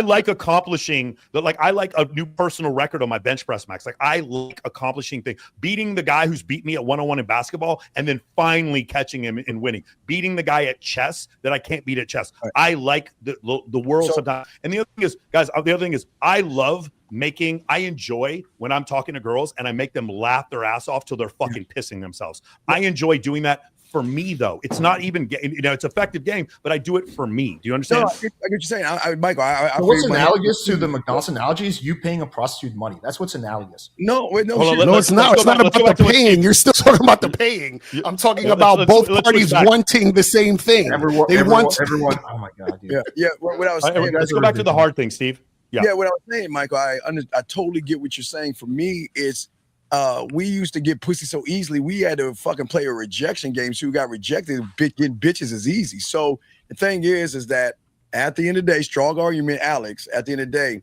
is that, like you say, Michael, I love when I meet a woman. I don't want to be first. I want to be last in line. If it's 1 million guys, I want to be 1,000,001. Because you know why? Because I know at the end of the motherfucking day, it's kind of like, have you ever seen House of Cards? Have you ever seen House of Cards? Yeah, of course. Okay. Yeah. Great. Okay. So you remember Kevin Spacey? Where did he start? He started in the fucking crowd, right? But he knew that with his game, he was going to get into the presidency. He already knew the thing. So that's the same thing. It's kind of like the same analogy. I don't want it easy. I don't want women to give me that. What fun is it for a woman to want to give you pussy? It's not fun to me. I love the challenge because that allows me to evolve. That allows me to grow, and that allows me to challenge myself versus putting a ceiling over my head and say, just because you want to fuck him, I'm a fucker. No, I want to challenge myself. I agree with that. And the other thing is I also like disproving people who doubted me. And often that will be a woman who meets me the first time and she's just like, hey, you don't have the watch I like. You're not as tall as I like. You're not as whatever. It's like, you're the wrong color. I like disproving her and making, like, to me, and Locario, you'll disagree with me and we'll have to agree to disagree. I find that more satisfying when you want to know what Men of Action is. Men of Action specializes in getting girls who don't like you. And I know you guys would think that that's a waste of time, but for me, the girls who don't like you initially, those are some of the most fulfilling relationships I've ever had. Well, by the way, same thing with my friends. Same thing with my friends. When I first went to some of my closest friends in the world were guys I had fist fights with on the football team. The relationship grew. Like initially, she didn't like me. All the time, we see that the difference between love and hate is one molecule, right? So like sometimes she feels something. She hates you initially, and then it may change. There's a difficulty setting to that. And I just me, maybe I'm a masochist, but I appreciate that difficulty. And I like when it's hard sometimes. Yeah, what I'm saying to you is that, again, I don't want a bitch. I don't give a fuck about if she likes me. She's going to, okay, let me give you an example, Marcus. So I can meet a woman and she knows, okay, well, you have somebody. I ain't going to fuck with you. All right, I'm like, cool, do your thing. And they always come back because they miss the connection that we have of me making her smile, making her laugh, making her blush, making her think. So I leave such an impression on them, like the game, get them on a comeback.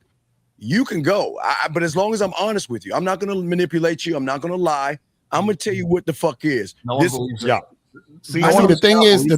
difference is that, like, so I get what Mike is saying. Michael's saying the thing is, I don't have a desire to prove or do anything because it doesn't do anything for me. Like I'm already fulfilled in who I am and what I do. So it's kind of like I already know what I want. Like when you tell a person, hey, go buy me this or go get me this. And they say, hey, but would you like this other thing? No. I know I want this. Just go get that shit. Shut the fuck up. Give me what the fuck I want. Like, I don't want it. Like, I don't want any type of pushback, any type of resistance, any type of telling me I should do this instead of that. No, either you do this or I don't fuck with you. That's it.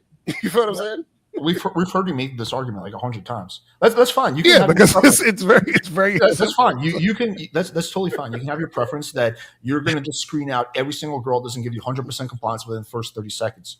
But don't delude yourself, or don't delude especially your audience into thinking that in of itself is a good strategy. You're going to it's a great strategy. You're going to screen out the vast because most girls will not give you 100% compliance. We don't care. We don't care about most girls, bro. There's 4 billion women in the world. I know you guys will just take any girl who's willing to fuck you, like some like fat chick. No. What we're saying is that every girl that I approach, I'm attracted to. Which is why I approached her in the first place. So the ones who comply and cooperate are the ones that I deal with, and the ones who don't. I don't understand. Locario, I do see one other issue, Alex. I see one other issue, and that is, you are in the most populated area, other than Mexico City. You're in the most populated area in all of North America. You're in New York, and so I feel like because you're going to be burning through options so quickly, this would be a difficult strategy in Boise, Idaho, or Waco, Texas. Does that make sense? Well, do you see that? No, I see what you're saying, but also too, this is why we got the internet. so you can talk to women everywhere. I'm just saying so that. I'm also curious. Do you think that this would? Are you saying that this is the only strategy, or are you just saying that this is a strategy that you like? No. This is what I'm saying. What I'm saying is that the reason why I do it this way, and the reason why I teach this, is because I'm teaching about manhood and standing on your masculinity. So meaning standing on your shit. So meaning that you. But just from the perspective of how effective your strategy is, obviously it works. Like. Right. You know, so, you save through time allocation. You're not allocating time on girls that take more time, which makes sense. Right. So are you saying that is the only strategy that men should do worldwide, or are you saying that it's just I'm saying listen, like it? No, a dude has to choose however he wants to do it. So this is, I always say, listen, don't do shit just because I'm doing it or you're doing it or Steve is doing it or Michael. Like, a dude has to choose what he feels works for him. That's why, like, on my channel I talk about the truth is inside you. Whatever the truth is for you, you got to go with that. So for Austen, for you, it might be, hey, you said you like to connect to the women, you like to talk to them this way and that way. That probably works for you amazing. So I would never tell you to do what I'm doing if what you're doing is working amazing for you, right? So you got to figure out what works for you. Yeah, that makes sense because like this strategy works for you in New York, high volume. This strategy would not work in somewhere like Eastern Europe, like in Ukraine, where they like social death would happen to them if they like instantly, got attracted and like started sleeping with a guy, It's like I'm gonna be open-minded to your approach. Where can we see like some of your receipts? But I wanted to say one other positive thing. This strategy does work. It's not like it doesn't work, because instead of spending time with the 9% of girls that don't, they're not immediately receptive, you're spending time on the girls that want to meet you the most. So you save a tremendous amount of time. So it definitely is one way that works, but I don't think it's the only way. And in fact, in my experience, because I'm not a model, I haven't been, no girl, like, unless I go to Asia, but like, like in North America, I get like 1% of girls when I open. They're just like, oh my God, you're so fucking attractive. Oh my God. Like less, like 1% or less. See, let me explain something. So the most girls that I sleep with are in that like maybe category where it's like, oh, they're like, hey, how's it going? They're like open to knowing about me, but they're not like immediately sold. Also, I don't, there are different ways. This is where my problem comes. This statement right here is where I have a problem, because people who train these trained ass monkeys to look at the messenger versus the message is where the problem comes in at, where motherfuckers saying, you got to prove what you like to me. We all like different things. So if I want to tell you, Alex, you won't believe this. We do this all the time. People say, show me your receipts. And then guess what happens, Austen? We show them a receipt. You know what they say? That's like women, because we have women calling our show. And we talk to the women, you know what they say? Oh, you paid her. That's not real. Women don't do that. And what I'm saying, I would never make that argument. But where can guys see your receipts in general? Okay, so guys, if you want to see one of my receipts, go to Google and type in gadget hack wrench, and you'll see one of my receipts. She's kind of famous. I might know her. You can see my receipt. Gadget hack wrench. So right. GADGET hack wrench. HACKWRENCH. Hack wrench? Is that like a neighborhood in Brooklyn? TV character. Is there like this is her right here. Look at the picture. That's one of my receipts right here. Hack wrench. You know her. Why don't you guys actually answer the question? Where can people see your receipts? I'm gonna ask you a question. Don't ask me another question. Just answer this question. No, I'm asking. This is what y'all doing. Okay. I'm not saying y'all are doing this, but people who do this are the problem. You're teaching these young men that there's this thing. They need some social proof. I've got to prove I get bitches. No one's saying that. But this person asked you a question. Just answer the question. But I am answering the question. You're not. Where can people find your receipts? Why would a Well, you can't. Well, that's the thing. You can't find my receipts because my receipts aren't online. It's, unless you go to my my chat where my girlfriend's in every damn chat, every show. That's one receipt. But what I'm saying is that there are women who I fucked back in the day, or women that I've previously fucked who have husbands. So I'm not going to put them out there because I don't want them to divorce their husbands and see this shit. So a lot of it is discretion. So this is what I'm going to be some level of discretion, but I'm sure there's some girls you fucked who don't have husbands. Business on the back end. Zero receipts are available. But yeah, because I'm not putting out the women I'm fucking. Okay, That's what I'm trying to say. Like, what are you? This is real life. These are real people. Like, you see what I'm saying? I posted like dozens upon dozens of receipts. Now, Alex, if you wanted to see something, you got to hit us on the back end. Maybe that's. Alex, if you want a receipt, this is the greatest receipt you can get known to man.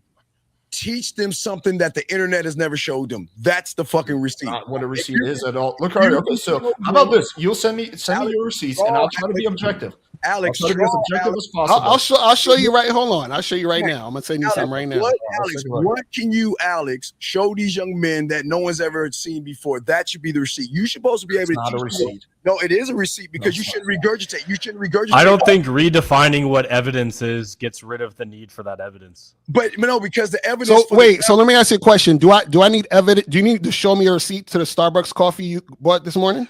Here's my perspective on this. Well, is the that receipt would be the you can.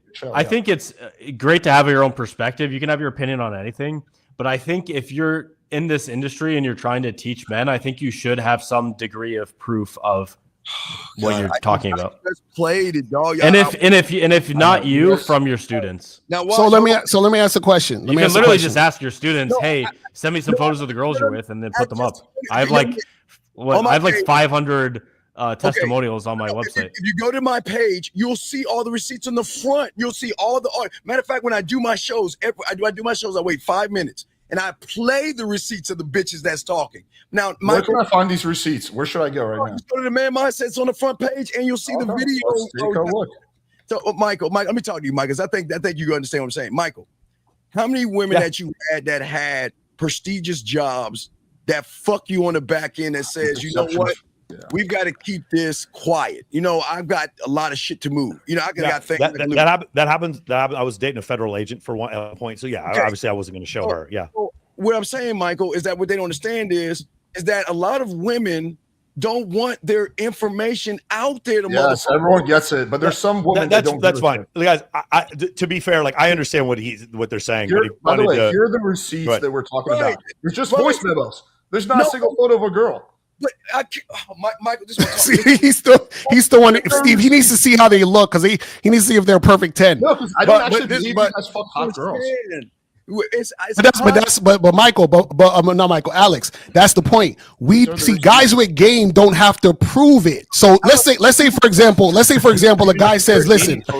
Let's say, for example, a guy says, but then again, it's less persuasive to your audience. No. Check this out. Let's say a guy says, "Hey, you know what? I'm not going to buy Locario's program because he doesn't show receipts. I don't give a shit. I'm still going to be me. I'm still going to teach. I'm still going to do what I do. And he's still going to be a guy who ain't got game. So it's no never mind off my back. I don't give a shit. I'm not here to prove to guys who in other words, game. The source is chick. That's crazy, me, bro. No. This is what I'm saying. How can I be a guy with game if I'm trying to prove myself to anybody? Okay, so what I think the problem is, Alex, let me say this. If you take any idea to its extreme, it becomes silly. So you're taking proving yourself to its extreme. There's a reasonable amount of proof that you should show to an audience or someone you're trying to show, hey man, this is how my method works. If I'm a nutritionist, I'd say, hey, here's some of the results I've got from my clients. So, a testimonial isn't low value to show that you're getting people results. So Austin, when I coach people and they watch my videos and they take my coaching and they get what they want, isn't that proof? But also Austin, the proof is that testimonials are a form of proof, but we're asking for So that's what I'm saying. Just so if I'm teaching the guy and it's about the guy, they see you getting results. Well, but them seeing me get results won't help them. That's just So Austin, them seeing me get results won't help them. It's not going to Austin, help them, dog. It's them not gonna seeing me get results is not going to help them. That's like them Inspiration, saying. Do you What know happened, say it how again? many people write to me? They said, "I saw your video and inspired me to get out there." Like that Bro, they don't care inspiration about is getting smart. Right. They say the same shit for us. What are you talking about? They don't have to see I us was gonna say with the this. chick. I heard you talking about stuff without seeing any results, and it really inspired me. Or, dude, I saw you with this German girl, and it was so attractive. Like she's so hot, and like it inspired me. To Yeah, and yes. because you're going at the level they're both at. things can inspire. I will say yes, you can inspire through stories, but you can also it's more persuasive if you see evidence, Austin, right? Where they evidence. say, I don't. Belief is overrated. I prefer evidence. Well, no, the That's evidence is showing them game, Austin. The evidence is showing them things that they showing is more. That's what I'm saying. Is that it's more persuasive to show through video than it is to just tell a story. Because anyone can tell a story. They're not going to do it, and that's totally fine. I will say this: I show as much evidence as anybody out there, and I consistently get people calling me a liar. So I totally understand. Mike, post your positive STI results. That's what you do, Michael.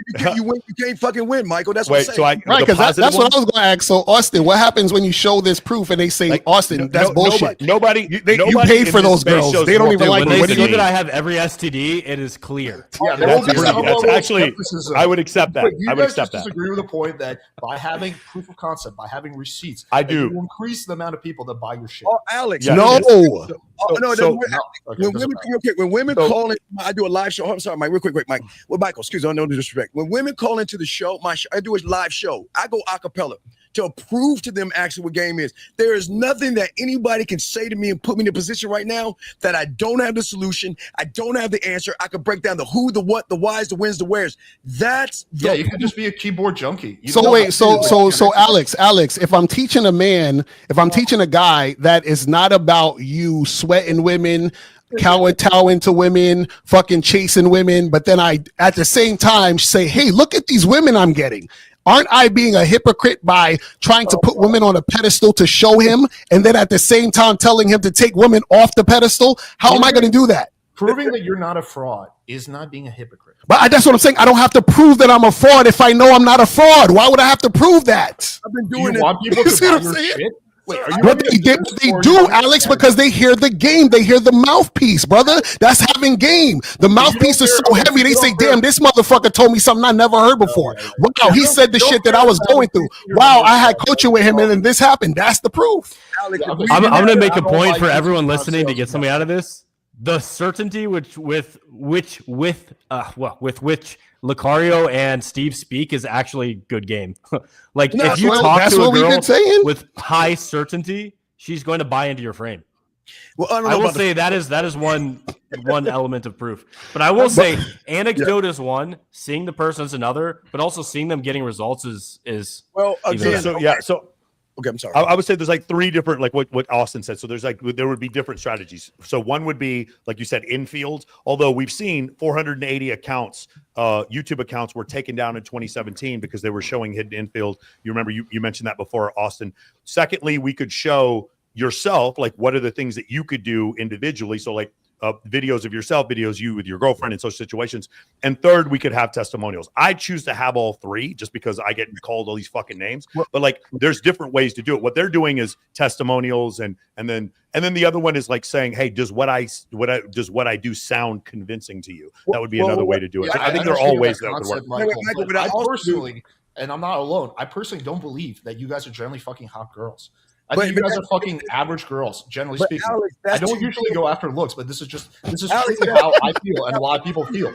I'm sorry, this is reality. And you guys have no evidence to convince me otherwise because you think that's like supplicating or what? Alex, that's cool, but what I'm saying is with game, what I teach all year round, I teach them Halloween game. I teach them Sexoween. I teach them how to talk to women. I teach them how to set their crib up. I teach them about the warm lights. I teach them about the wine above their bed. I teach them to have a lost and found box in their motherfucking house. You see, and people. How do I know you're not just a keyboard junkie? Like you know all the theory, but you can't. Okay, because I've been doing this since. How do I know you can pull hot girls? This shit. Oh my lord! Well, I have a bunch of other questions. Alex. Hold on. I have a bunch of other questions. So wait, I put wine in the refrigerator because I want to keep it cold. You put it above the bed? Yes, I want the wine above the bed. I want the wine above the Do bed. you put it in a refrigerator, like a wine, like a refrigerator thing for the wine? No, not a refrigerator. I want like this. Not that. No, that'll fall and fucking kill the person. No, I just want the wine above the bed. That's all. I want the wine. I would be afraid. I would be afraid, like some girl dropping the wine on her head. That's the only thing I would say. But I see what you're saying. No, but I'm saying I'll go with the lost and found box. I'll use that analogy to show. Well, okay, the lost and found box, is that to show that other girls were there before? Right, because what happens when we all know this. We all know this, and this when you have a bitch over your house, what is she gonna do? She's gonna try to leave something behind for the next bitch. Fuck you right. So I have a lost and found box to tell them when that bitch walks in, she's like, what is that? Well, let me tell you what that is. If you leave a bracelet, a trinket, or anything is going in that box, and the next bitch that comes over gets to pick one item out the box. Because I'm gonna let you know, don't leave any shit at my house. Because if I pick that shit up, it's going in the box. So the next bitch that comes over, they get to be able to. So I'm knocking all the shit off of the herb. Because y'all know how it is. Women do leave things. Dude, I could start a whole Etsy shop with how much girls leave over at my house. That's what I'm saying. So instead, how many women gonna walk in your crib and see a box that says lost and found and go in that bitch and say, I see bras, I see panties, I see trinkets and bracelets. Who the fuck?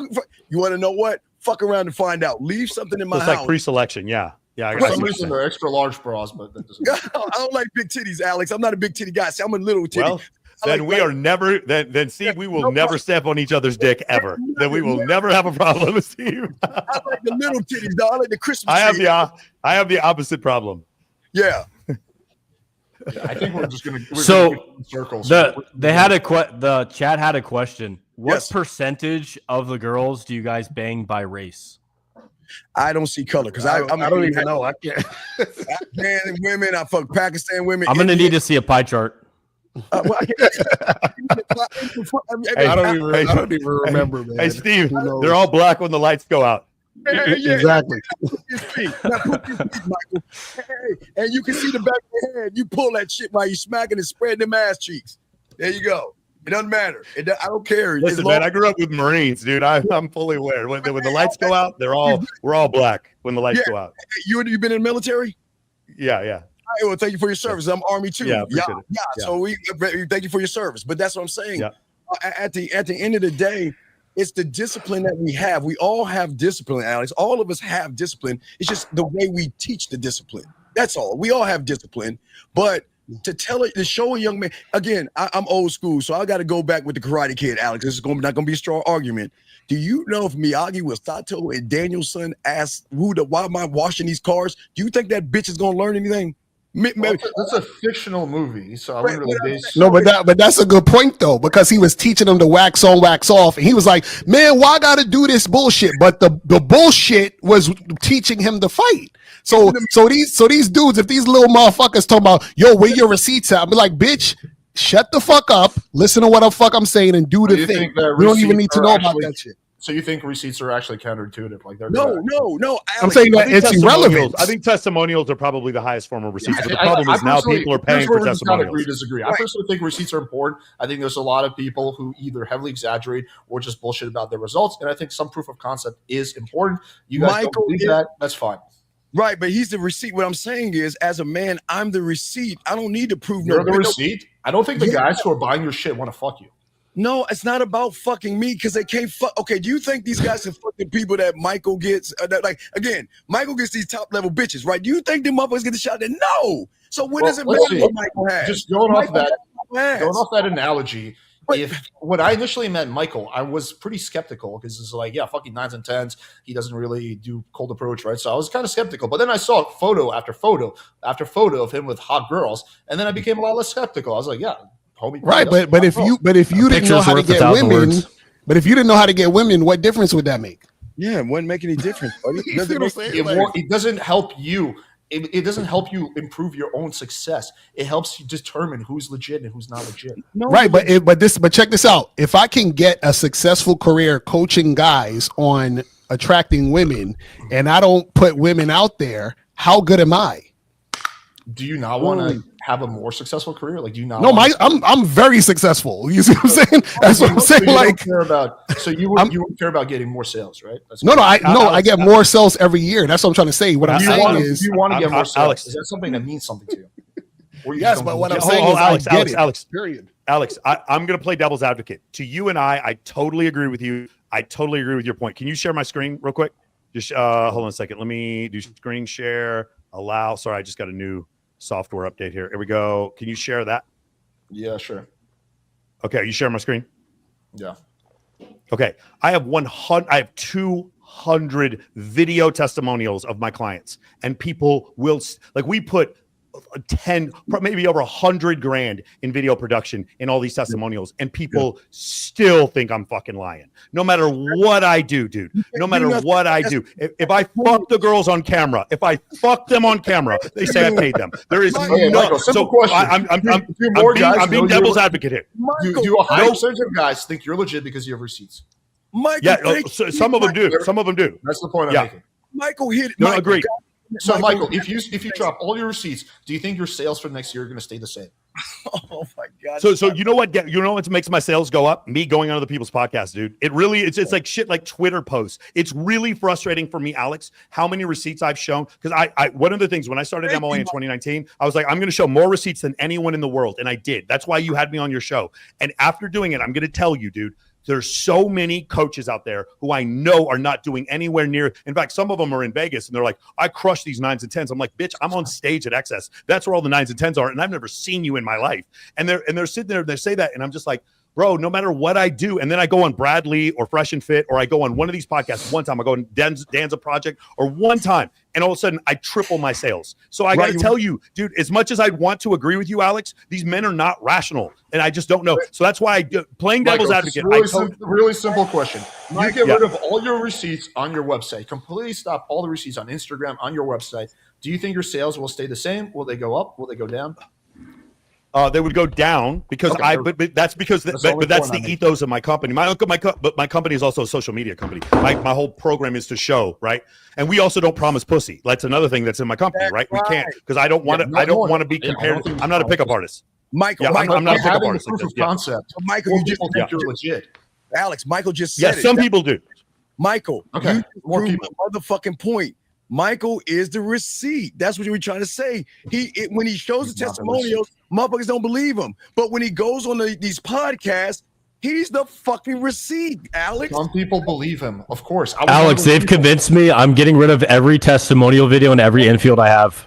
I'm just going to spit fire game on YouTube, dude. If you guys don't want to show receipts, source, trust me, because you're happy with how you're doing, that's fine.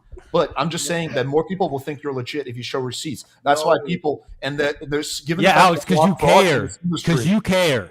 Given the fact that there's a lot of frauds in this industry, I think it's good to show that. I don't need to try, bro. You keep saying try and persuade.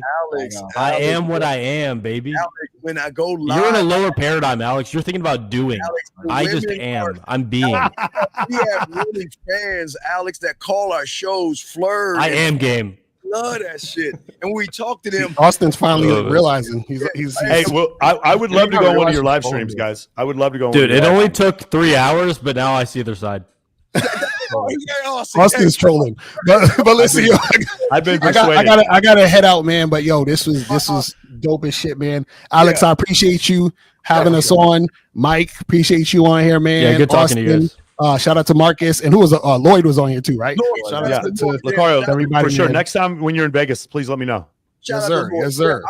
Keep fighting the good fight. Yeah, one other thing. I want to apologize, but I appreciate.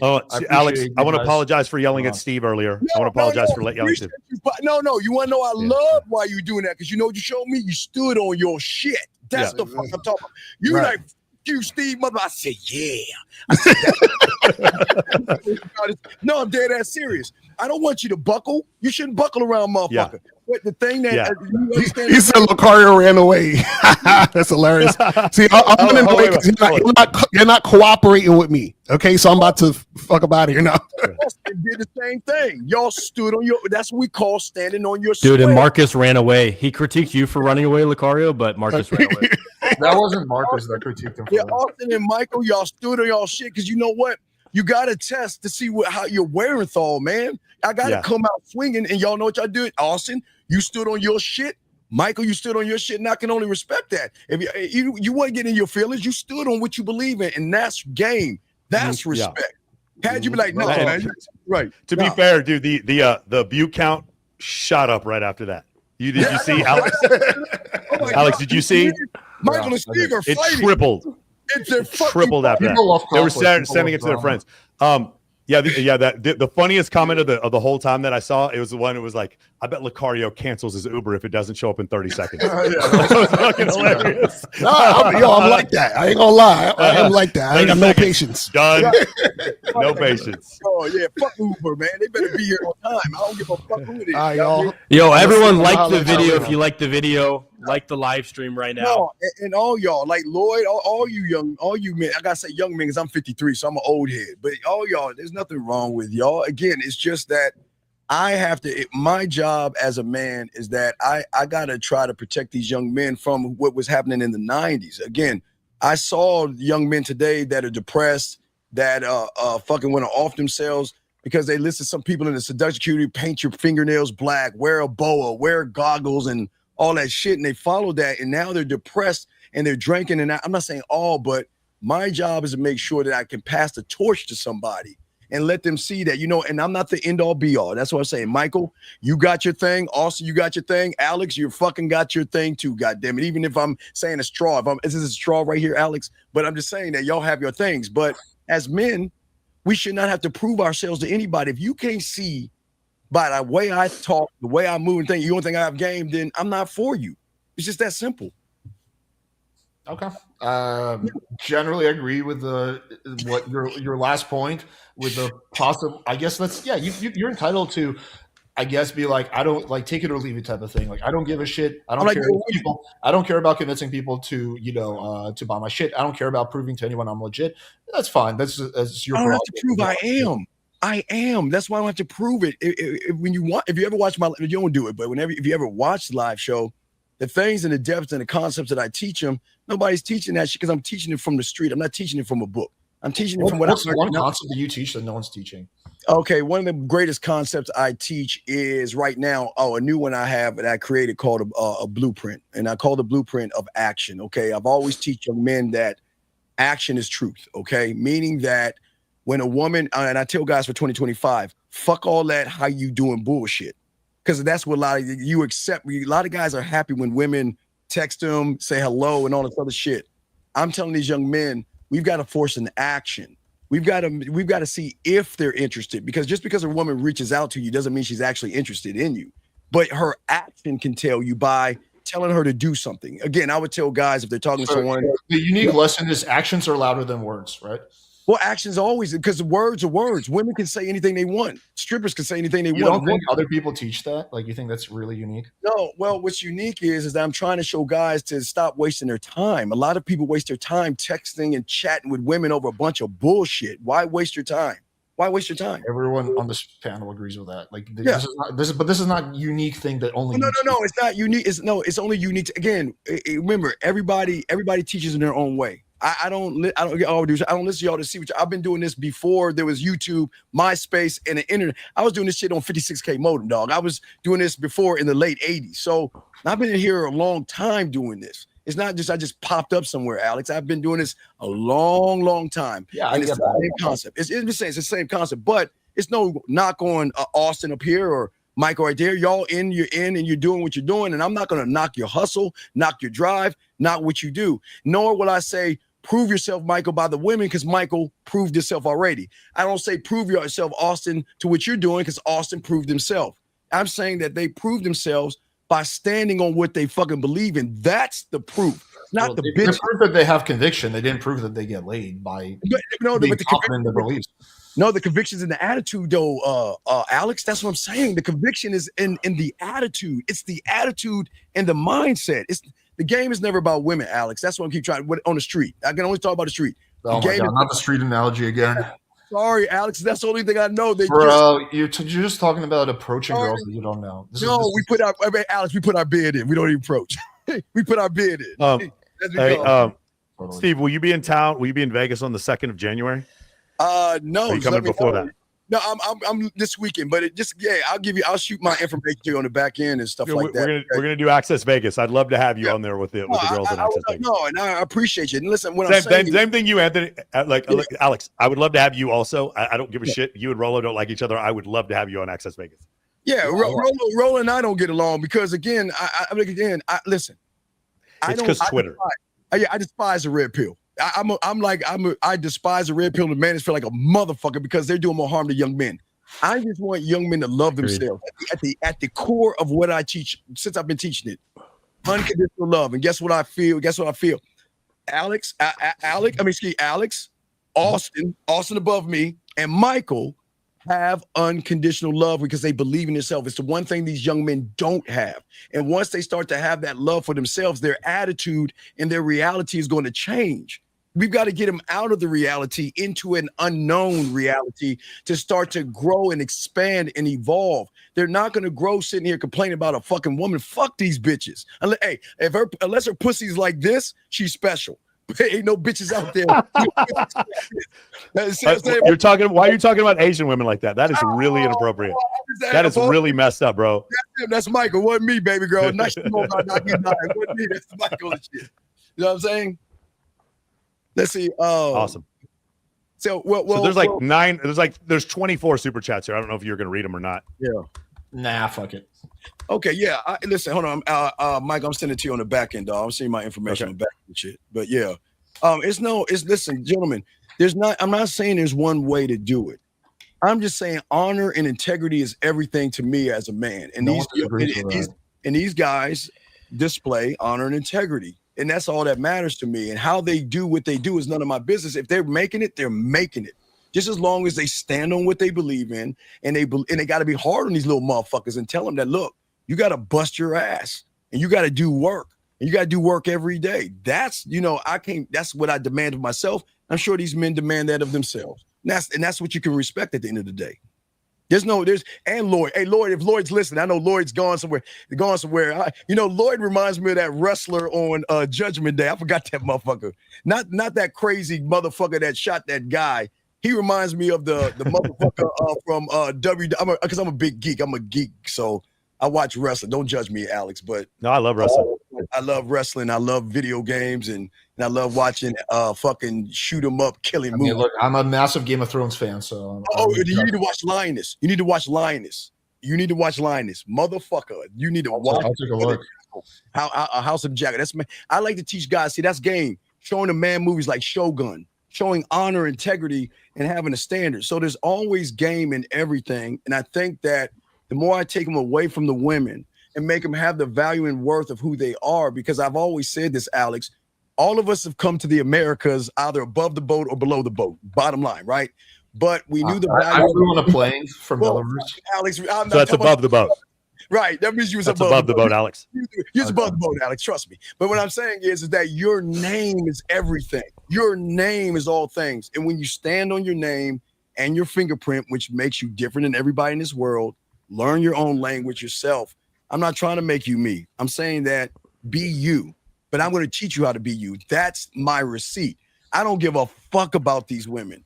I have receipts on that, but even thank you, Mike. I appreciate you. You get it, dog. It doesn't matter if I have a woman on, if I have a receipt or anything. There's always gonna be that skeptic. Man, that's bullshit. He paid her. That's not real. And if you look at all of Michael's videos, all them motherfuckers are having a good time with women, and guess what they're gonna say?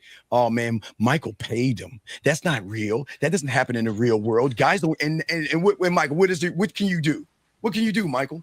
Right, because it's not their reality. Because in their reality, the only way a woman that attractive would ever speak to them is if they paid them. So that means that means I must have had paid them. But of course, I put this up. I'll put this up right now. $100,000 to anyone can find a single girl I have ever paid to come to a single event or take a picture with me or hang out with me in any way whatsoever. $100,000 if you guys can find one girl. Right, and that's what I'm saying. And they're all tagged, by the way. They're all tagged. 100% of them are tagged in my photos. Even when you talked about, again, the 5 minutes. I think that kind of proof of concept is what That's it, dude. Only 100K. There's going to be skeptics. There's going to be people, Michael, no matter how many receipts, how much proof you show, they're going to think you're a fraud, right? And you're right, because it's so outside their reality. But there's also a lot of people in the middle, right, who will be persuaded by proof of concept. Right, but the concept that I have is what I show them throughout the year. That's what I'm saying. The concept your idea of proof of concept is different than right, because I want them to learn how to cook. Alex. I want to learn how to cook. I want to learn how to set the sound check their house. I want to learn about leg spread your ass cheeks when you take a bitch to feed the ducks. I don't want these motherfuckers spending money on these bitches. Hey, what playlist do you use? What songs in your playlist?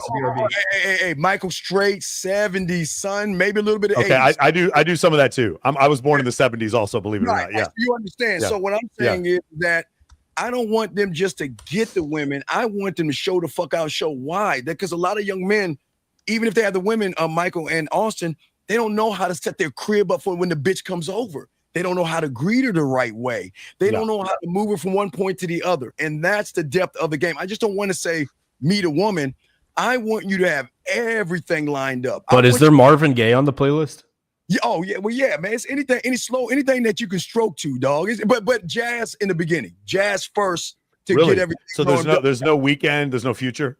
No. Hell, no. Dude, I hate the Weekend. I hate that shit. No. Fuck, no. Really interesting.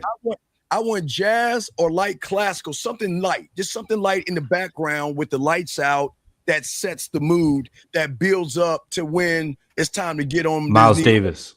Yeah, even something, just like that, just something simple out there. See what I'm saying? And when you have something simple like that, it changes up everything to a woman because a lot of young men keep the lights on and Netflix and chill. What are we doing?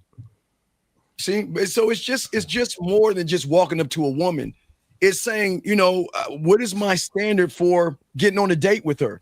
And when I go on a date, fuck taking her to dinner. Guys, get your crayons out. Don't ever take a bitch to dinner. You buy a loaf of bread. Well, it's cold now, but everyone would agree to that. I think we can all agree to that. By the way, just a side note to this person, everything so far that you've seen for the last 3 hours has been just a theory discussion. Yeah. I'm just saying that. I'm just saying everybody has their own way of doing what they do. I'm just saying that I want to make sure these young men are just not talking to women. I want them to set their life up completely for themselves and have. I think we would all agree with that. I think that's. I think we all. That's what I'm saying. I think we're all in agreement on that. It's just that a lot of young men only focus on just talking to the woman, but they don't focus on. I think again, everyone would agree with that. No, but that's why we're coaches, because we've done it and we lived it, and that's what separates us. But I don't need to show you a bitch at my house to prove the game that I'm showing you. I'll teach you. You got to get the artwork. You got to learn how to cook. My mentor made me go to home economics. I'm dead at. I know, hey Michael, you might understand me, but they be like, what the fuck is that? My mentor made me go to home economics to learn how to cook. Made me write poetry to learn my mouthpiece, to learn how to talk to women. So what I learned was totally different. I had to go a different route, but I'm 70. Bro, you're cooking for these girls, man. You're putting in that effort. You go grocery shopping and shit. And you're making food. Wait, watch this, Alex. No, guess what? The second date, you make the bitch cook for you. That's the second date. And while she's cooking for you, that's when you can make a dessert for her. So you go and make it a date yourself. You go to the dessert is your dick. Yeah, I get it. No, the dessert. No, remember, because I'm the dessert is the one you put on her body, and you use your lips and tongue to eat off her motherfucking ass. You see what I'm saying? Yeah, you create the desserts, brother. But yeah, man, appreciate you coming on. I always appreciate even people have massive disagreements with. I appreciate when people willing to put themselves out there. Alex, we good friends, dog. We might not agree on everything, but that's what people do. You gotta show me the street game, though. I want the street shit. I don't want to do this white guy game that I've been doing. I want to do street game. No, it's not about white game shit. It's not white or black, because there are Japanese motherfuckers that have game, white dudes, Chinese, Italian. Even Michael was telling you there was Italian motherfuckers. Like, game is not a color; it's a mindset. That's all it is. Of loving yourself beyond everything. That's all it is, Alex. We good, dog. We don't have to disagree, but we all have one thing in common. We want to help these young men in our own way. And if you're doing that, I respect that, dog. I mean, I just don't want you guys. Not saying you guys. There are people out there. Y'all know what I mean. There are people out there that lie to these motherfuckers and bitching and complaining and moaning and shit. How is that gonna help these young men grow? I agree with you on that. Yeah. So Austen, however you do it, dog. Do your shit, dog. Hey, do what you do. And Michael, you doing your shit, and Alex, you doing your shit. It's just we're all doing different shit in different neighborhoods, but have the one common goal of teaching these motherfuckers how to appreciate themselves. That's all we doing, man. I want to go to a different neighborhood. I'm tired of like classic Miami shit. Alex. Stop. I want to go to Brooklyn. I want to go to Queens. Come on, Alex. There. Alex, you can go everywhere. Alex, you can go to the moon if you want to, motherfucker. Just knock into a bitch and have her fly down and come to Earth, baby. Come on. Oh, shit. I appreciate the compliment. Yeah, man. You my dog, man. I appreciate Alex. You know I always appreciate you, dog, man. Thank you for coming on. Do you want to tell people where they can find you, by the way? Yeah. Hey, guys, get your crayons out. Go to themanmindset.com. We're always live. We kick live shows out all the time for 4 or 5 hours. We have a thing called game time. We have a woman on, and what we do to you young men is we allow you to talk to the women, and I give you 6 scenarios to see where you're at and where you're going. So we're always trying to pump out information. We're always trying to show you new things, but I do want to say thank you to Michael. I want to say thank you to Austen. I want to say you, Alex, of course, you, and even I didn't want to say that, not Luke. What's his name? Marcus. Marcus. Lloyd. Lloyd, Marcus and Lloyd. You know, we didn't get a chance to talk and everything, and I hope he didn't see me as an asshole because Michael and I were arguing and shit, and Austin and I didn't get along. I get along with everybody, man. I'm cool with people, but as men, Michael, you know, Army, you know what happens when you get out that cattle truck. When you get out that cattle truck, and they don't understand this, they got to test your wear and thaw, and you know what I'm talking about, Michael. So that's what I learned because I'm an Army man. I'm Army vet, so I know what it was like, and that's what I've always learned. That I gotta see what you're worth. And Austin, I did that. Austin, you stood on yours. I appreciate you on that. And Michael, you motherfucker, bitch, what the fuck? Here's my address, motherfucker. I was like, yeah, this motherfucker, yeah. I'm saying, Michael, as I say, Michael, you know I had to test you, baby. Michael, I had to test you. Yeah. And Alex, you know I'm a dick. You know, Alex, but we cool, dog. Alex, you know we cool. But yes, guys. The Man Mindset, guys, we do live shows all the time, hours. We do 4 or 5 hours live, just kicking nothing but game. And we welcome anybody that wants to come in. Michael, Austin, y'all are welcome. Yeah, hey, Alex, you can too with your string ass arguments, motherfucker. You can come in too, goddammit. But we just want to teach guys worth and value. That's all we want to do. But I do appreciate y'all men, man. Yeah, thanks for coming on, buddy. Yes. Okay. And Michael, on the back end, you holler at me if you can afterwards. Let's chop it up for a second, brother. We can. I appreciate you, man. And Austin, thank you very much. And Good Alex, talking to you, man. Yeah, all you guys. And in the chat room, you don't have to agree with me. And you have to agree with Locario. You don't have to agree with Michael. You have to agree with all these guys. Just find someone that can fucking help you. That's all I want to say. Find someone that can fucking help you. For sure. I like how the message has become so wholesome and like positive. Toward the end. I don't have time for these bitches. No, like, I just want everyone to level up. Together we will level up. Unity. Fuck these bitches. Together. That's Unity. Unity. Fuck you. Hey, wait, Michael, these hoes, they for everybody. No, but Michael, accept. They got to have that. If they had it, they special. Yeah, they it's like this, they're special. Sideways vagina. That's how I'm gonna make a t-shirt. Sideways vagina. Hey guys, listen, I just showed you guys some testimonials. If you guys want to check them out, go to moamentoring.com/testimonials. We're up to 200 just because our editors run out of time. We're going to try to put 500 video testimonials up there. These are video interviews, and also it shows you like a quick rundown of their social media and some of the events these guys have done and some of the girls they're with.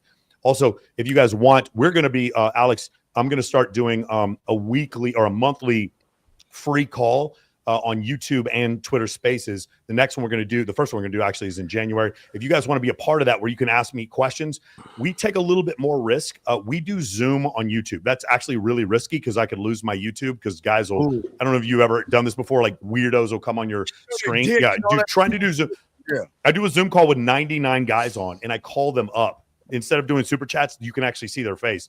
We're going to start doing those. And if you want to be a part of that, just go to school.com/Men of Action free. If you guys look up Men of Action Forum, you guys can join us there. And we're going to start doing those once a month. I'm trying to convince my team to let me do it twice a month. They don't want me to do a bunch of free shit. Yeah. Oh, yeah. You're the boss. Doesn't matter. Fuck them. Yeah. You're the boss, man. You do what the fuck you want. Yeah. Okay. I want to deliver like a 10-15 minute thing about, I'm just going to rehash everything in the debate, just myself.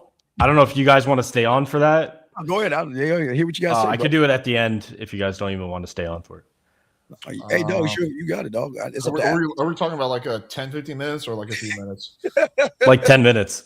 10 minutes. Shit. I kind of want to stay on because I'm worried if I go off I end the stream, then all the people on my end are going to miss it. So I guess I have no choice but to stay on.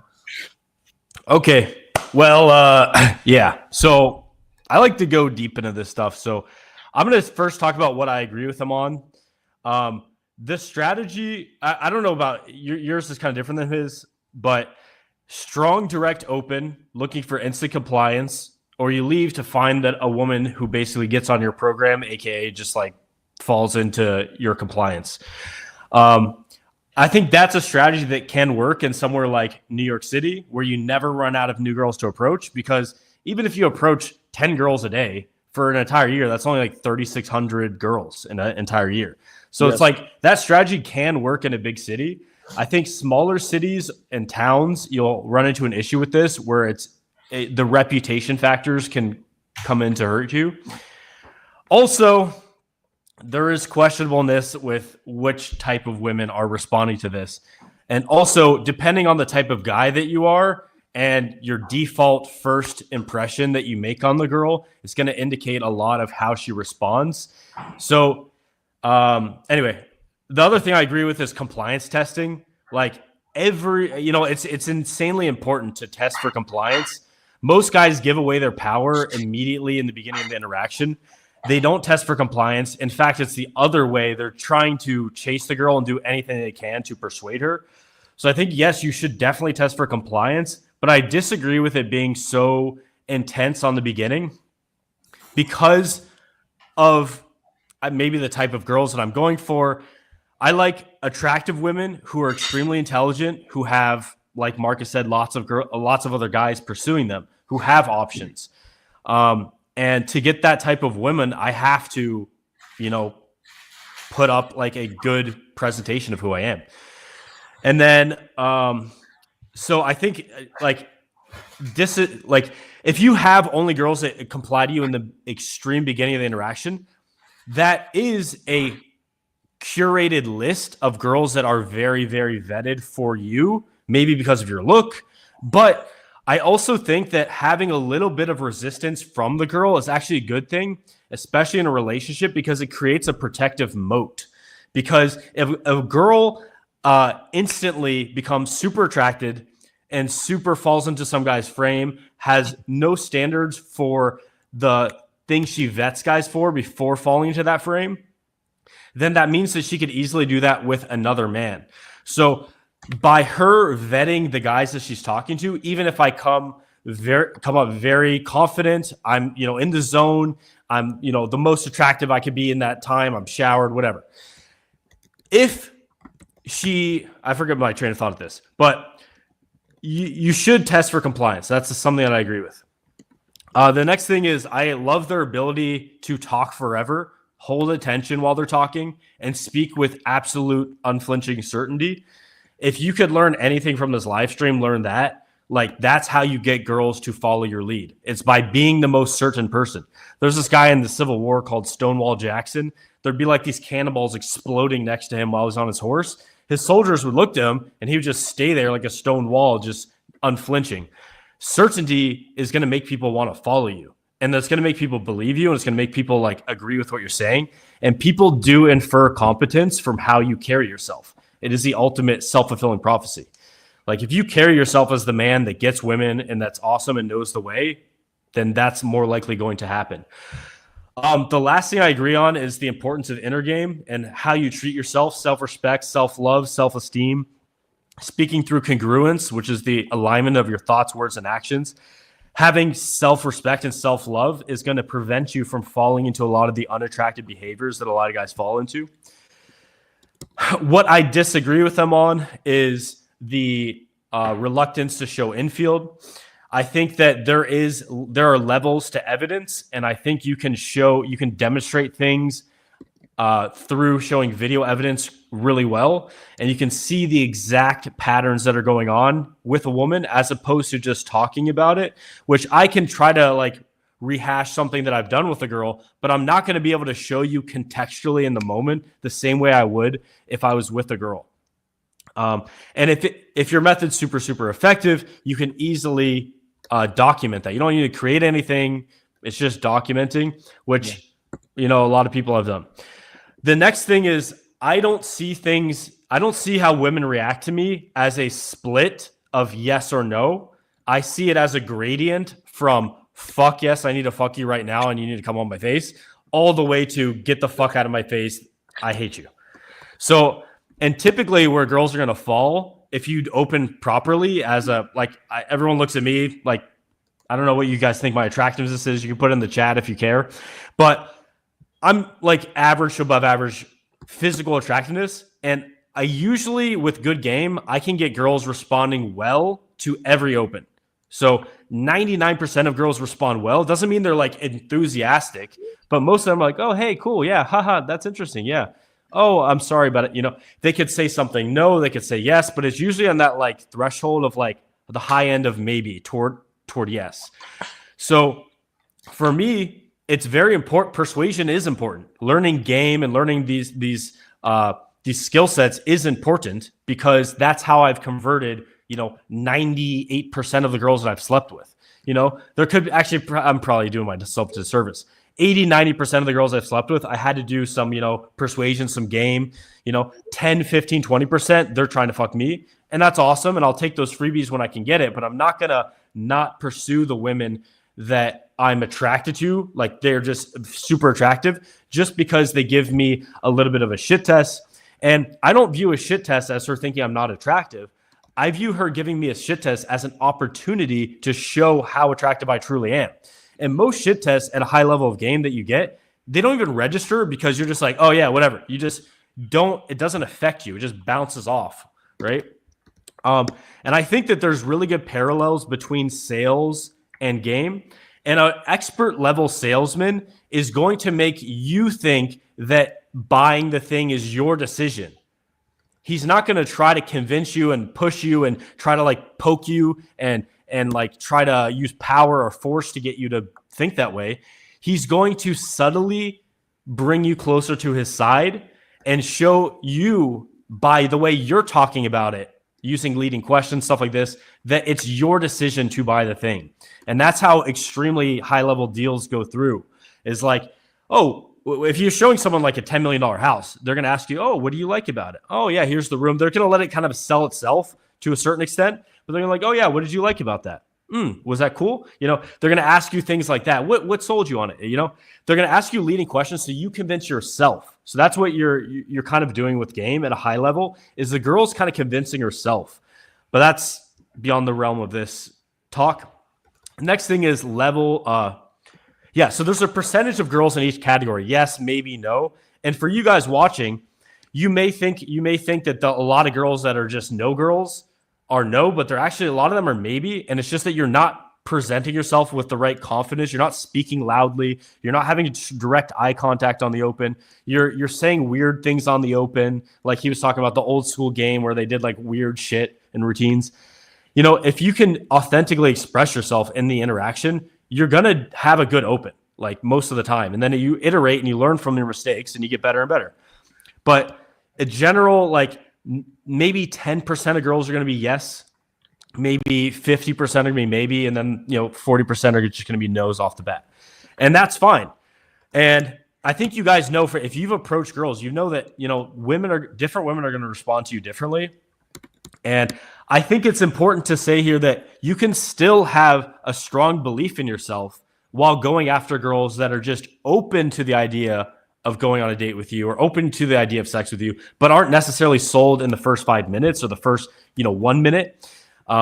Some girls you talk to and you just find out that like you think of like a bullseye, like you're playing darts. Sometimes you throw a dart and it doesn't hit on the board. Sometimes you throw one, it hits on the board. And sometimes you get a topic, a conversation, you explore something with her, and then it just ignites this thing where you're like, oh my God, we have this in common, or we have this dynamic, like she's into this. And it just kind of like ignites this thing that otherwise wouldn't have been. And you can't find that point if you leave prematurely, which I like to call premature ejaculation. You're leaving too soon. But that strategy takes a little bit more skill and not even that much persistence and some strategy, to think about it. But it works. And it can help you get girls that aren't initially sold on you. And for me, in my experience, that's been the vast majority of girls that I've gotten that are extremely attractive. I had to do majority of the talking. I had to lead it forward. I had to, deal with some shit tests, and that's okay. And yeah. And then I do believe that attraction building is real. I know Steve probably believes this, but Locario is a denier. He like literally denied the position that attraction can be built or nurtured over time, which contradicts, like my personal experience. It contradicts like just game theory in general, and it contradicts evolutionary psychology. So there's this concept in evolutionary psychology, as Michael sits down, it's adaptive problems, right? You can't deny the fact that in all these cultures around the world, the same adaptive problems, women have 6 adaptive problems that they subconsciously seek in their partners to solve. And one of them is good genes. One of them is, I can actually pull it up here. So yeah, selecting a mate who's willing to invest, able to invest, selecting a mate who's able to physically protect her. So that's like, just having some decent muscle tone, athletic ability, bravery. Selecting a mate who will show good parenting skills, that shows emotional stability, kindness, positive interactions with other people, children, animals. It's selecting a mate who's compatible. So having similar values, similar ages, similar personalities. Even I've noticed like your love language. Like if a girl's really into physical touch and I'm into physical touch, then it typically works better. And when there's less friction in the relationship is less likely to fall apart. So that's why selecting a mate who's compatible is important. And the last one, selecting a mate who's healthy, which goes into, lower BMI, complementary immune system, testosterone, masculinity, a lot of these other things. So there's a lot of different things that women select for, and these qualities take time to demonstrate, right? So it's a matter of you're seeing qualities in her to see if she's a good prospect, and she's seeing qualities about you if you're a good prospect. So it's being done on both sides. And let me see the last thing I have. Sometimes, obviously toward the end, we got very like, we're just chilling, hanging with the boys. So it was like the consciousness level raised. But sometimes it comes into this dynamic where it's like, it's either you're losing or she's losing, where I think it can both be a win-win. I don't think about it in that way. And I think that you attract people at the level of consciousness that you behave at, that you exhibit. So, for example, for me, I like to attract girls who are into like environmental causes, who like really good food, high-end restaurants, Michelin-star restaurants, who are really intelligent and they have an interest in different ideas, and they can debate those with me or explore those with me. That's the type of like women that I attract, because that's the kind of energy that I put out. And I'm also attracting women who are just having fun and goofing around. Like people could say, Austen, you're silly, you're low value for goofing around all the time and having so much fun. It's like, I like having a lot of fun. And the women that I like involve into my life are fucking little goofballs too. And we just fucking crack jokes all the time and laugh. So I'm attracting the women with the consciousness and that level that I'm at. And you can dip down to lower and higher depending on your energy levels and et cetera. But I'm typically attracting girls that are higher consciousness, because that's what I want in my life and that's who I am. And you attract ultimately not what you want, you attract who you are. And the other thing is the numbers game. This got brought up on a previous one too, is that that women are a random numbers game where you go out and it's like you play the lottery, and then 10% are just going to react super, super highly. And then those are the ones you pick. But the thing is that neglects the entire area of skill. So while there is an element of numbers, every single repetition I do, every single approach that I do, every single interaction or relationship I have, I'm learning something from it to become a better man. And right? I mean, maybe for you guys listening, you're like, Austen, he's a little bitch. He doesn't sound super dominant, whatever. Okay, but I am trying to become the best version of myself, and I'm taking steps to get there. So every interaction I have, every relationship I have, I'm looking at a way to improve my skill set so that I can become better. And the same analogy that was used last time was like the basketball analogy. If you're taking shots, a certain percentage of them are going to go in. But if you improve your form every single shot, if you improve your mindset every single shot, if you improve the certainty, if you improve your ability to relax under pressure when you're out of it, when your heart's beating so fast, if you become better at the skill of game, understanding how game works, understanding how your brain works, like you're going to become better and better and better. So that's why game is not a numbers game entirely. It's also a skill game. And that's pretty much my argument, is that, most girls that you're going to meet are going to be in that maybe category. Maybe if you're super, super good looking, you have a huge amount of girls that are in the yes category. I don't really have that. Like I said, maybe 1 to 10% of girls are in that category for me. So I'm going to use game, persuasion, and the things that I've internalized over learning this to get the girls that I love and that I want into my life. And if that makes me look low value or low status for having to persuade girls, that's my reality. That's my reality. And I'm sure for many of the people listening, it is your reality too, as well, that not every girl is going to react super, super insanely positive. And in fact, some people listening, probably no girl reacts super, super positive. They're just kind of like neutral, and it's fine. What I'm saying is you can sleep with more girls than the average person sleeps with in like a dozen lifetimes by using this strategy, even if no girl's reacting super, super like insanely enthusiastic. So game works, attraction building is a thing. And that's my closing statement. Let me give my closing statement. It's going to be a lot shorter, I promise. 2-3 minutes. Crazy. All right, so let me give my closing thoughts. Everything I'm about to say, I mean with respect, because I do appreciate you guys coming on here and having this discussion. So don't take anything I'm about to say the wrong way. But you guys fucking know, I'm just kidding. I agree that you don't want to simp for girls. Buy her shit or follow her or take her lead. I agree with you guys on that. And I think you're entitled to run game the way you want to. But at the same time, you need to be honest with yourself and most importantly, with the audience about what you're doing and its effectiveness and how it's going to play out. There's a happy middle ground between not chasing a girl and not bailing within the first 30 seconds where you don't get 100% compliance. There's a really good middle ground there that I think is the optimal path to follow. In addition, a lot of what you said is very similar to what feminists say. Just be yourself. Looks are very subjective, so it's okay to be fat, right? Like these are a lot of like just be yourself is almost a meme at this point. You want to become the best version of yourself. Minimize the negatives and maximize the positives. If you're very shy or socially awkward and that's who you really are, you don't want to keep being that person the rest of your life, right? You need to become less socially awkward and less shy if you want to have at least some level of social success. It's just like you can I think the quote is insanity is doing the same thing over and over again expecting different results. The biggest thing that I found absurd is the idea that looks are entirely or almost entirely subjective. Looks on average are pretty objective. If we take a really hot girl, some will think she's an 8, some will think she's a 10, but almost no one will think that she's a 2. And if you prefer fat girls or whatever, I'm not saying you do, but I'm just saying like analogy, if you prefer fat girls, that's fine, but you shouldn't delude yourself into thinking that she has the same sexual value as a slim girl with big tits. It's just not true. This is a feminist argument that, weight is just a choice, there's different kinds of sexy, like looks are all subjective anyway. I think the average guy in the game is under no obligation to provide receipts. But if you're a coach, given that most people in this industry are frauds, which I think we all agree on, you should provide, I feel like, some proof of concept. And I'll just say it like it is. If you don't provide receipts, a lot of people will think you have something to hide, whether that's the quality of the girls you're sleeping with or just the fact that you're getting the results that you say. That's just, I think, how a lot of people will operate. Again, like if you don't want to provide receipts because you just don't feel any need to because you're very content with how everything is, I think that's fine. But I just think that it's perfectly reasonable. And I think for people to expect receipts, especially gay, because most people are frauds. That's all I have to say. And my computer's about to die. All right. Do we have anything really else? Because my computer's going to die in a second. No.